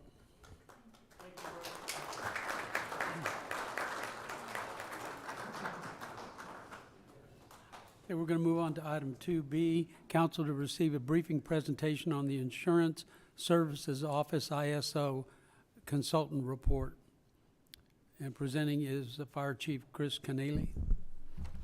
Hi, good evening, Mayor, City Council members, City Manager. Got some really good news here and look forward to sharing it with you. So those not familiar with the ISOs, Insurance Services Office, and they assess various factors related to fire suppression capabilities, including the fire department. You see many of them here tonight, as Public Works with handling our water supply, emergency communications with Southwest Regional Communication Center in our case, and community risk reduction programs. The primary purpose of ISO rating, also known as a Public Protection Classification, PPC, is to evaluate and grade the quality of public fire protection services in a community. This rating, which ranges from 1 to 10, helps insurance companies determine fire premiums for fire insurance, with lower ratings going closer to the 1 is the best rating, if you will, indicating a better protection and potentially lower premiums. Improving a city's ISO rating enhances economic development opportunities within the community. So, on the current ISO rating, the last ISO audit for the city of Duncanville was in 2007. And so we decided we'd like to work on that. And so the city of Duncanville scored an 83.78 out of possible 106.5 points. And the city of Duncanville received an ISO Class 2 rating, which is really a good rating. But as the art film Talladega Nights, if you're not first, you're last, and I like to be first. The city of Duncanville deserves that. So with that journey, in February 2025, the city contracted with ISO consultant Mike Peach, I've worked with previously, with consulting services to perform an ISO evaluation, identifying improvements needed for the city of Duncanville to achieve an ISO Class 1 rating. And Mr. Peach completed this report on March 22nd of this year. So going to the summation of the report, the water supply section demonstrates an excellent level of compliance with the updated ISO rating document. So the city's to be commended, and certainly Public Works and everything that makes that happen. So that investment is paying off. Fire service communication demonstrates a perfect rating point total within the requirements of the updated ISO rating document. Presently, working with various city departments, we're working on updating the current 2015 International Fire Code to the 2021 version. And we're also going to be implementing a pre-fire planning program. We're working with our IT department for some connectivity issues with our iPads. And so we will completing all those commercial occupancies and update those annually going forward. We're going to ensure that our captains and above, the leadership of the department, gets a minimum of 12 hours of officer training each year, and ensure all fire operations personnel receive a minimum of 6 hours of hazardous materials training each year as well. We have a vacancy with the retirement of Fire Marshal Blanchard, and so we need to have a staff of 2 to get full credit. And we gave a promotional exam May 13th. Unfortunately, we didn't get the results that we wanted, so they're going to retest on that.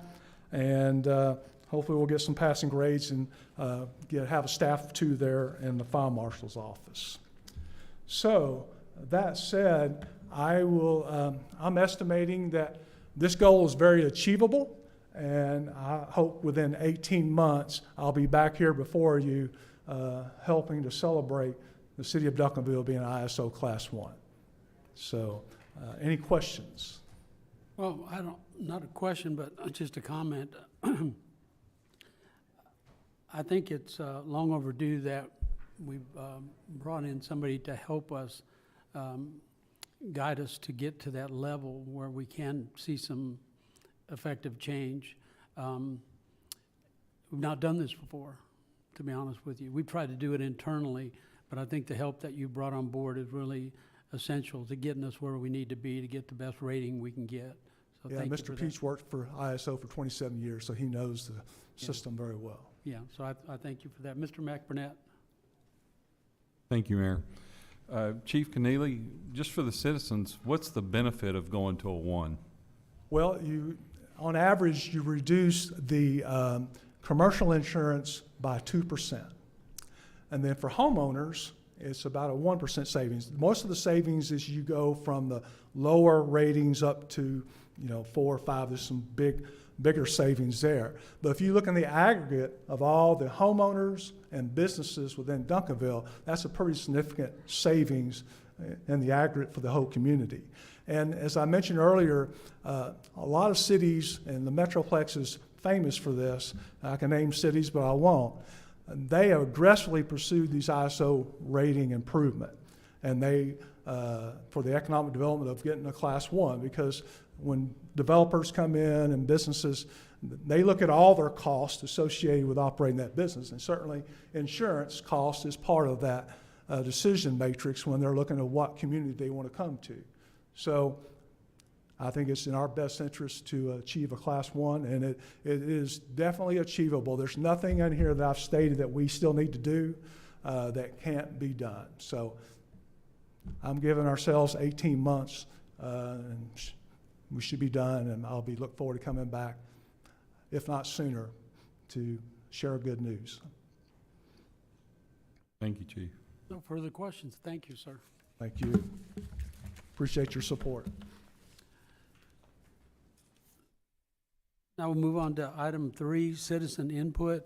Do we have any electronic submissions? Okay. So I do have 2 cards here. First one, Robin Thomas.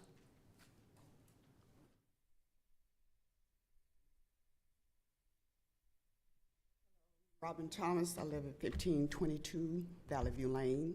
I'm in the Town and Country Estate. Not to put a damper on this evening because it's been wonderful. I'm proud of you people, first responders. But my concern is, I've been in Duncanville since '98. I don't appreciate a school being shoved down our throat in our backyard. The traffic and that school being built in that small little corner of Duncanville, it's unfair to us. Most of y'all don't live on the east side of the freeway. You don't even come over there. We've asked for code people to come out on a regular basis. I don't even see police officers, I'm sorry, patrolling that area. I know because I'm at home and I see it. Please take your oath very seriously and listen to the people, what we're asking of you. Please don't disregard the fact that we don't want that school in our area. If you want a private school, there's 4 of them right down on Hampton Road, a half a mile up, between I-20 and West Wintergreen. There are 4 private schools there. Choose one. Do not put that school in my backyard. Please come in, code enforcement, come to our neighborhood with the cleanup behind my house, and you have my address. That whole alleyway needs to be addressed. And I've been asking about that since 1998. We're in 2025 and nothing has been done. And I'm hoping that you guys will finally look at that. Pay attention to the east side of the freeway. It's not just the west side. We're on the east side. Please pay attention to us because you guys are not paying attention to us. And it's wrong. Thank you. Thank you. Michael Barker.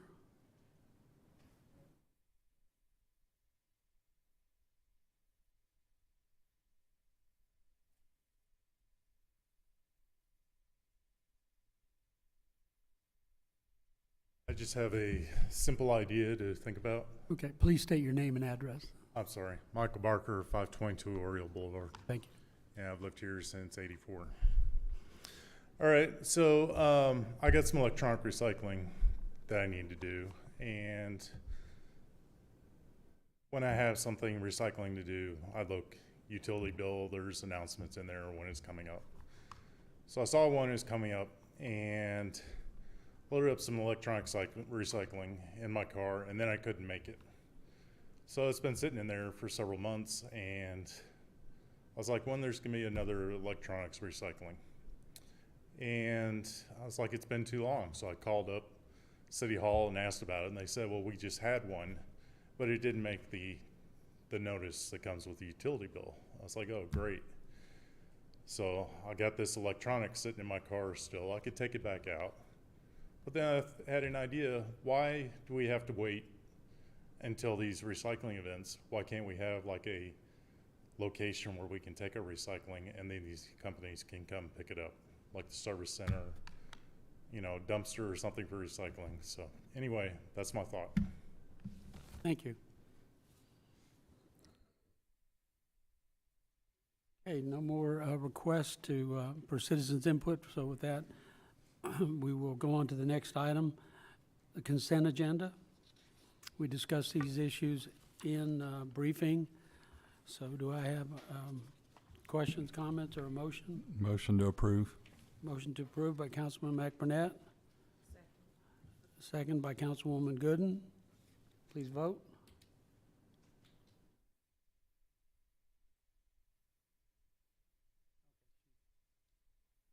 All right, thank you.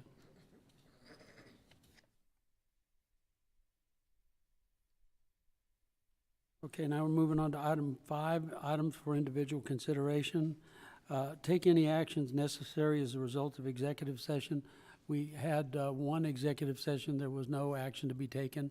And when we recess here, at the end of this meeting, we'll be going back into executive session, and we will then come out and announce any results as by any action taken as a result of that executive session. So item B, consider approving resolution 2025-476, and we have Bart Stevenson up on this one. Thank you, Mayor, Council. Just for the public, I want to give some background on this particular item. The best Southwest cities, the 4 cities, DeSoto, Cedar Hill, Lancaster, and Duncanville, will be hosting a Juneteenth event, as we've done the last several years as a joint effort. This year's event will be held in DeSoto on June 14th. And as has been the recent custom of this event, each city has been asked to designate a Mr. and Mrs. Juneteenth to represent their city at the event. The council has had conversations in the briefing sessions on both May 6th and again this evening. So we do have 2 names to place within the blanks on the resolution. So the motion will read, move to approve resolution 2025-476, designating Jose Stevens and Kelly Stevens as Mr. and Mrs. Juneteenth representing Duncanville at the 2025 Best Southwest event. Okay. Do I have a motion? So moved. Motion Second. by Councilman McBurnett, second by Councilman Kuntz. Please vote.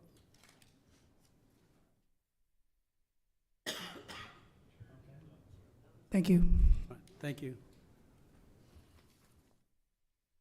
And congratulations to the Stevens. Okay, item C, consider an ordinance amending the fiscal year 24-25 adopted budget to authorize a 5% increase in base salary and applicable benefits for employees in the police and fire departments. City Manager Finch. Thank you, Mayor, Council. Good evening. Actually, I'm going to ask Chief Stogner and Chief Keneally to both come to the podium for me while we're doing this presentation. And I certainly appreciate the council's consideration for this. I have to share with you, there's been no greater champions for the police department and fire departments than these 2 gentlemen coming before me and advocating on behalf of our police officers and firefighters. The City of Duncanville Council, as you well know, has consistently prioritized public safety as a core service. However, in recent years, competition among our neighboring municipalities for qualified police officers and firefighters has really intensified, with many cities significantly offering higher starting wages and aggressive recruitment packages, to the point where both of these gentlemen working with their respective departments have really been at the forefront of looking for new ways to recruit people for both police and fire, and looking for new mechanisms. However, one of the consistent challenges that they have shared with me is the pay that we offer for our police officers and firefighters. And when we dug into that a little bit more on a compensation analysis, even in last year's budget, we see that based on the number of citizens served per employee by the first responders in the city of Duncanville, of the 15 cities surveyed, the city of Duncanville was number 5 in terms of the citizens served per employee, and yet ranked number 13 of 15 in terms of the pay on average per employee. The city of Mansfield recently completed, the city of Glen Heights recently completed a compensation analysis and was kind enough to share those results from us. And they surveyed 11 cities, predominantly of the best Southwest. And the Duncanville Fire Department on average was about 8.2 out of 11 cities in terms of the pay rank, and our police department was 9.16 of 11. So as a result, we're bringing to you a proposal relative based on that compensation study with the city of Glen Heights, where it really highlights the problem where the city of Duncanville's starting pay for police and fire protection, which all of our firefighters are paramedics, with the step one of $68,340 being well below the market average of $72,451 and $75,357 respectively. The proposed ordinance before you would provide a 5% increase in base compensation for all positions in police and fire effective June 1st, 2025. That includes a formal adjustment to the step base pay, increasing it from $68,340 to $71,757, which then becomes much more competitive with those averages that I just shared with you of $72,451 and $75,357. Obviously, there is a fiscal impact. However, what we're able to do, working with the police department and fire department, we're able to accommodate those adjustments. The total cost for this adjustment from June 1st through September 30th is $325,140. That includes the benefits, that's the salary and benefits. The annualized impact of that, if we were to look at a full fiscal year, would be about $975,000, or about 2 cents per $100 of assessed value if it was a standalone item. However, Council, what I've shared with you and I've committed to you is I'm going to be delivering you a proposed budget here in the not too distant future, and Finance Department and I have a lot of work to do. We were talking about it, but we're going to, the current tax rate is 61 cents. We are going to bring you a budget that includes this in addition to this mid-year budget adjustment, which is desperately needed right now, and carries that over into the new fiscal year based on the new policy that you just approved a short time ago, with a tax rate of less than that 61 cents. And we're working on some different aspects to that. We have some ideas of where we think that that's gonna shake out, but we'll be bringing that. So these budget adjustments for this particular ordinance would not result in any new taxes for the current fiscal year. This will be absorbed in the budget. And I just would defer to the two chiefs to share with you if they're willing in terms of their recruitments. The police department, I know, has really ramped up some new ways and concepts of doing recruitment, and I'll let you gentlemen both share what you think in terms of the need is for this adjustment. Well, Mayor, City Council, and certainly City Manager, we appreciate all the efforts that you're putting in this. It's not lost, certainly on myself, and I know I speak for Chief Stogner, but the rank and file you see there in the back of the room, that this is huge. And certainly we want to do our part to help get us across the goal line and with our budget and as we go forward in FY26. But for recruiting, it is extremely competitive. And you'll hear the same thing from Chief Stogner here in a second. But as far as the fire service, where we are currently, it makes it even harder.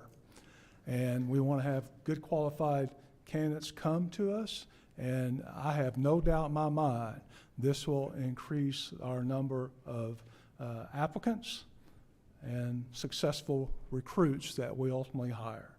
Because, you know, you get what you pay for, and this is a significant, significant investment. I've been a firefighter for 47 years now. This kind of a commitment at this stage, I've never seen in my career. So, Mr. Finch, we appreciate your leadership and certainly working with the City Council. We appreciate y'all equally that this is, for you to consider this.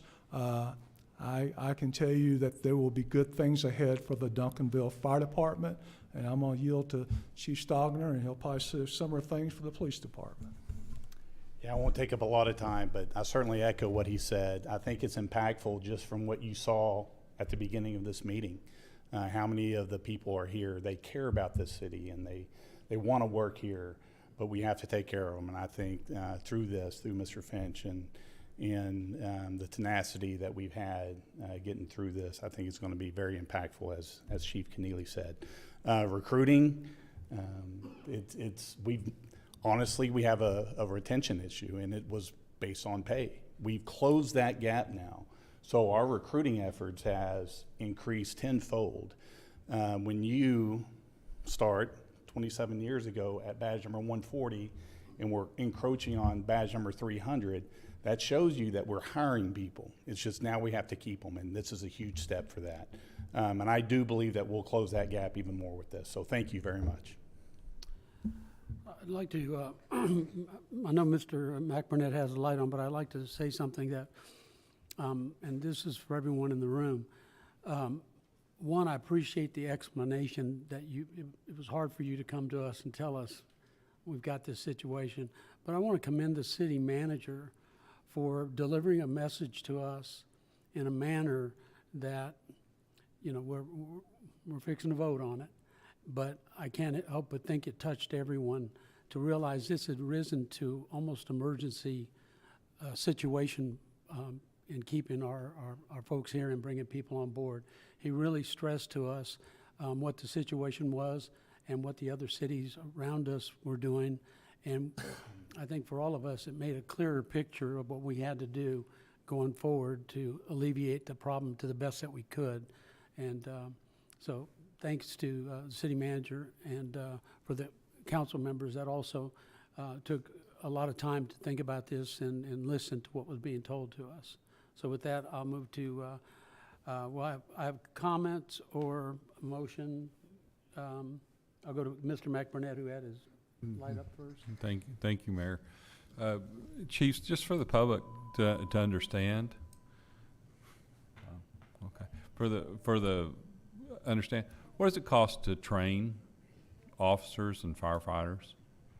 It's significant. I'm still working on that cost analysis, but we're looking at roughly about $175,000, including benefits, for us to train somebody. So it's a significant investment for sure, and we want to keep that as well as the amount of time. Absolutely. So, right. So, somewhat similar, as the chief said, it's hiring public safety personnel is always an expensive endeavor. And we have long training programs, and you know, for us in the fire department, we hire them, they're a certified firefighter, EMT, but then we send them to paramedic school. And that's 6 months plus to go through that program. So, you know, and they serve on their probation period, and we want to make sure we're hiring good quality candidates, because certainly paramedic school is extremely difficult, and we need to have top-tier candidates to come apply with us and go through our hiring process, which there's a number of the firefighters represented in the back there that serve on our hiring committee, and they take the responsibility very seriously. And so with this potential investment that y'all are considering, again, I see nothing but good things ahead for the fire department, and I'm sure Chief Stogner will say the same thing about the police department. Right. And so what I want the public to really know is when you lose somebody, it's going to cost you more and more in the long run. We need to retain these people. These are professionals, and they're top professionals. They have to go through civil service, which is a tough thing to do as well. And when you do the civil service, you've got the top-notch people and stuff. But anyway, Mayor, with that, I'm going to make the motion to approve. You can make a comment. Councilman Vera Cruz. Thank you, Mayor. And again, it's more or less just a statement that, recruiting retention's always been something. And I think we're getting there with equipment, facilities, reevaluating facilities, doing job analysis. And I also believe that it's also a safety issue, because if our firefighters with the 2 in, 2 out get in a situation where they can't, somebody's got to be there. And then, of course, assist officer, if we got a police officer out there that needs help, we need somebody to respond. So I'm 100% behind this, and I think it's a great first step, but I got to say it, Mr. City Manager, I challenge you to try to find more. Thank you. Councilman Kuntz. Thank you, Mayor. So, first of all, I want to agree with everything that was just said, especially Mr. Vera Cruz, that this is just the beginning of closing that gap, because obviously we're not there yet, but this is moving us in that direction. And I really feel like it's important that a point is made with this. We got some numbers, and this is just from police personnel, but I believe it also reflects the sentiment from fire as well. But so for police officers, out of 33 comparative cities, the city of Duncanville ranked 30th for just a police officer for minimum and maximum pay. So that's 30 out of 33 cities. For sergeant, the city of Duncanville ranked 25th out of 29 cities. For lieutenant, the city of Duncanville ranked 18th out of 23 cities. And we've been talking all this time about City of Champions. These are just some results from a survey that was conducted. Again, this is just for police personnel. But question number one, if you can make one change, what would it be? And 95% indicated pay increase, and then facility. And then another question was, are there any aspects of the culture that you would find challenging or frustrating? And one of the key responses was workload, staffing, so not having enough staffed police officers to work with to cover absences and those kinds of things. Then how would you describe the culture in your own words? And one of the overwhelming responses was overworked and underpaid. And I think these numbers and the numbers that the city manager just gave us are indicating that that's not just a statement that's being thrown out there, that reflects the reality of the situation. And so I recognize that, I guess, in times past, maybe it's been over a decade or so, that this city and maybe this council, before any of us were here, had to make some hard decisions about compensation for fire and police. And again, none of us were here when subsequent decisions were made, but it kind of put us in a hole at some point, and here we are over a decade later trying to dig ourselves out of that hole. But I very much appreciate, and it hasn't been for lack of want. I think it's been maybe for lack of any available solutions. And between the city manager and our chiefs and the finance department, none of these individuals who were here when the problem started, but now these solutions are being presented to us. And so I want to thank all of you for helping us find solutions and giving us options. I know several options have been presented. And so I believe, again, this is just a start, right, Mr. Vera Cruz? But I think this is well-deserved and well beyond the time when it's needed. So I'm certainly glad that we're doing this tonight. Thank you, Mayor. I'll make mine very brief. I support this 100%. I also want to congratulate or thank the city manager for being able to find a way to sustain this and not burden the citizens with a higher tax rate in order to do so. Working in municipal government, I know that's not always easy to find a way to move the numbers around to make it make sense and at the same time not cause additional burden onto the citizens. So that is greatly appreciated. And I do receive a number of calls about the desire to have more patrol officers in the neighborhood, and find myself a lot of times explaining the short staff and the priorities and how the calls come in and how you have to prioritize them. So I'm hoping that this is moving in the direction of where we can have more patrol officers patrolling different neighborhoods when they are called in to request it.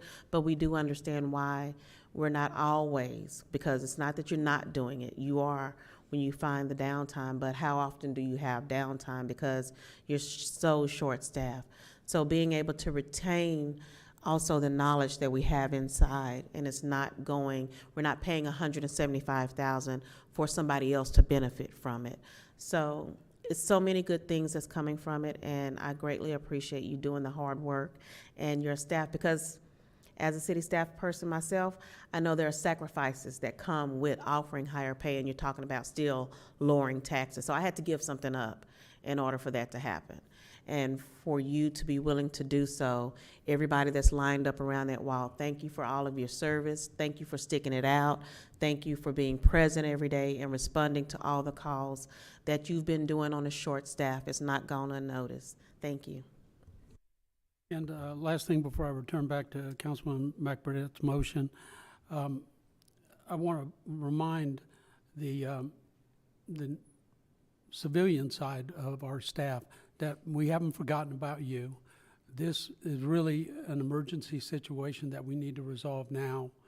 But when the time comes, we think as much about your efforts that you put forward every day, and we don't want you to think you've been forgotten in this.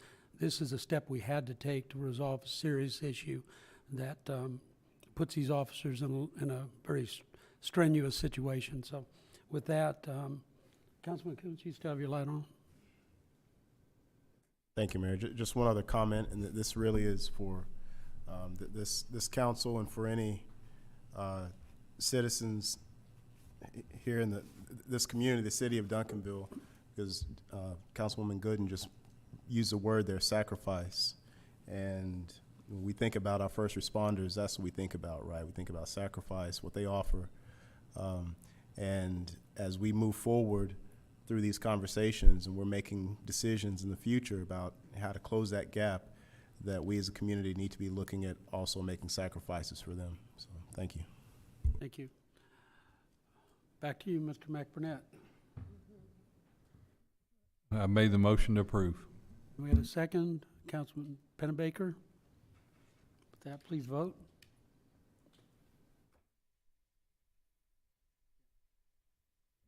Thank you. Thank you very much. Thank you.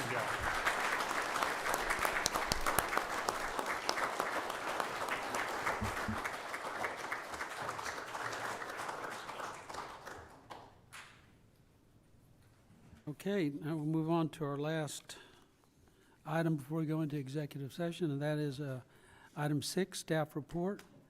Receive the library quarterly report.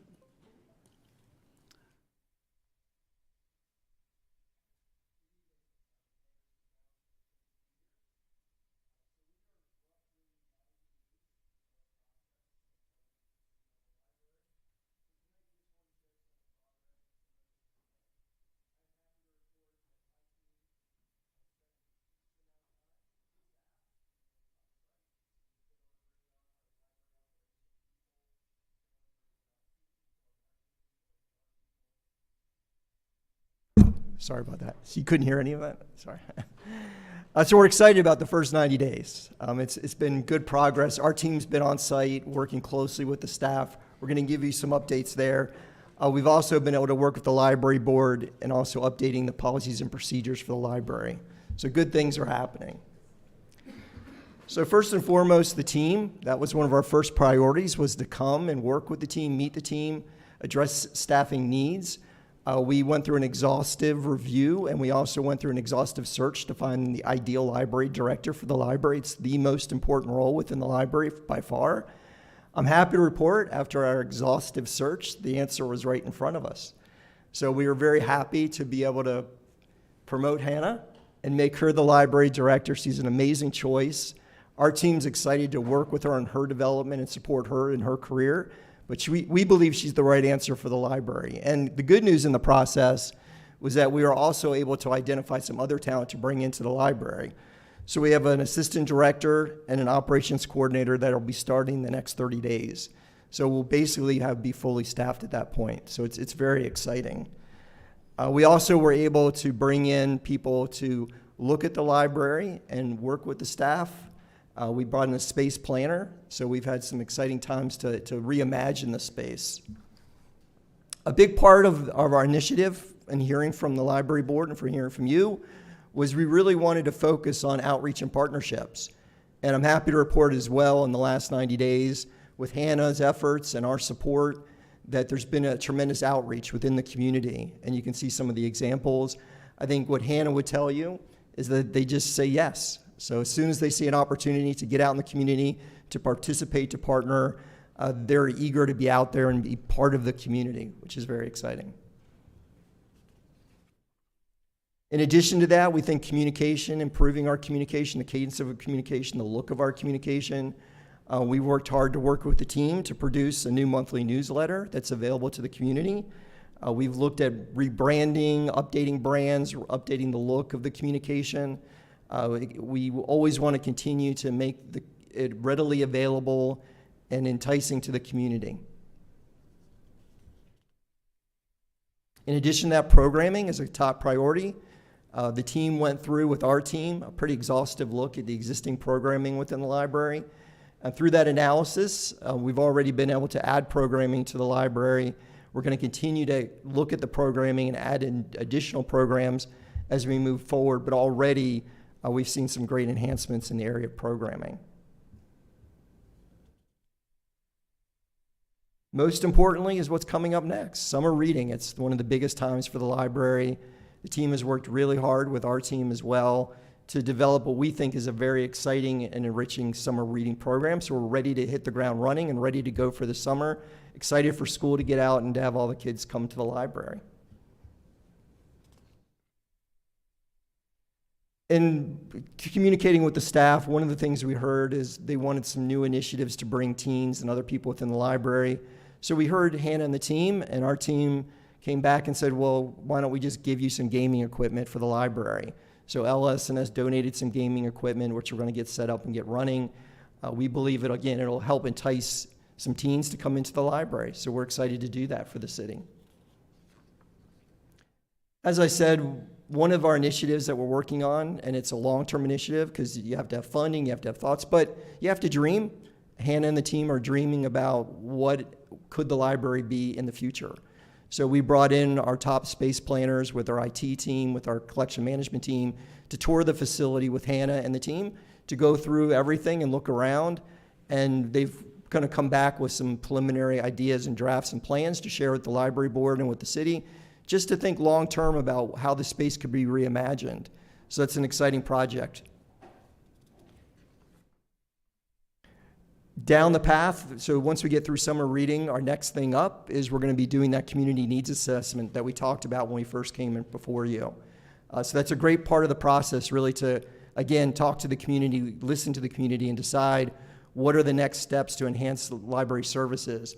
And from that community needs assessment, then we'll be developing that long-term strategic plan, which will come up right behind that.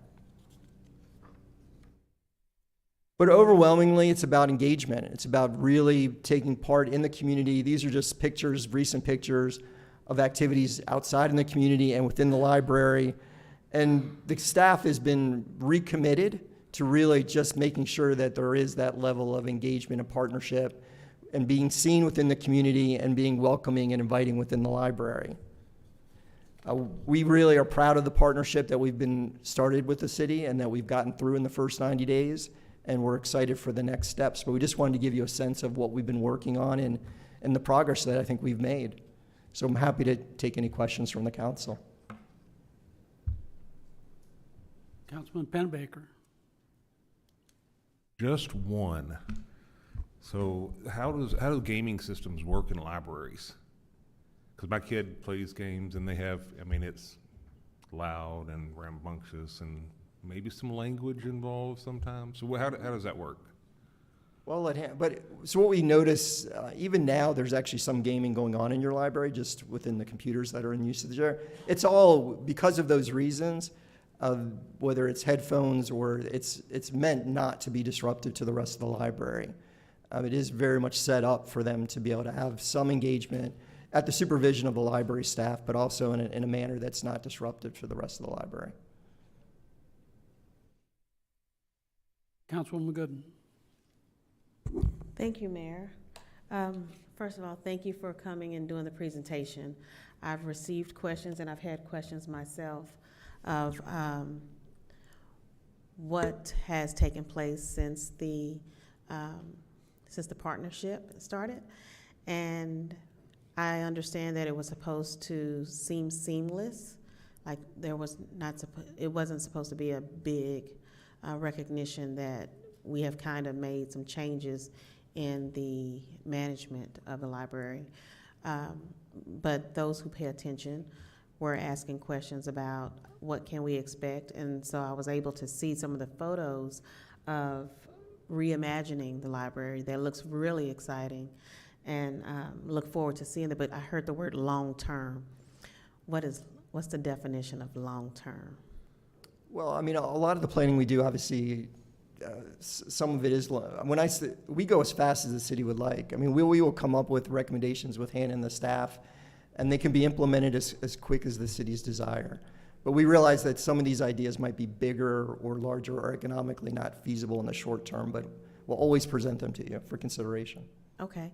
How often is this going to be a quarterly? Yes, quarterly report. Yes. So we can expect this quarterly.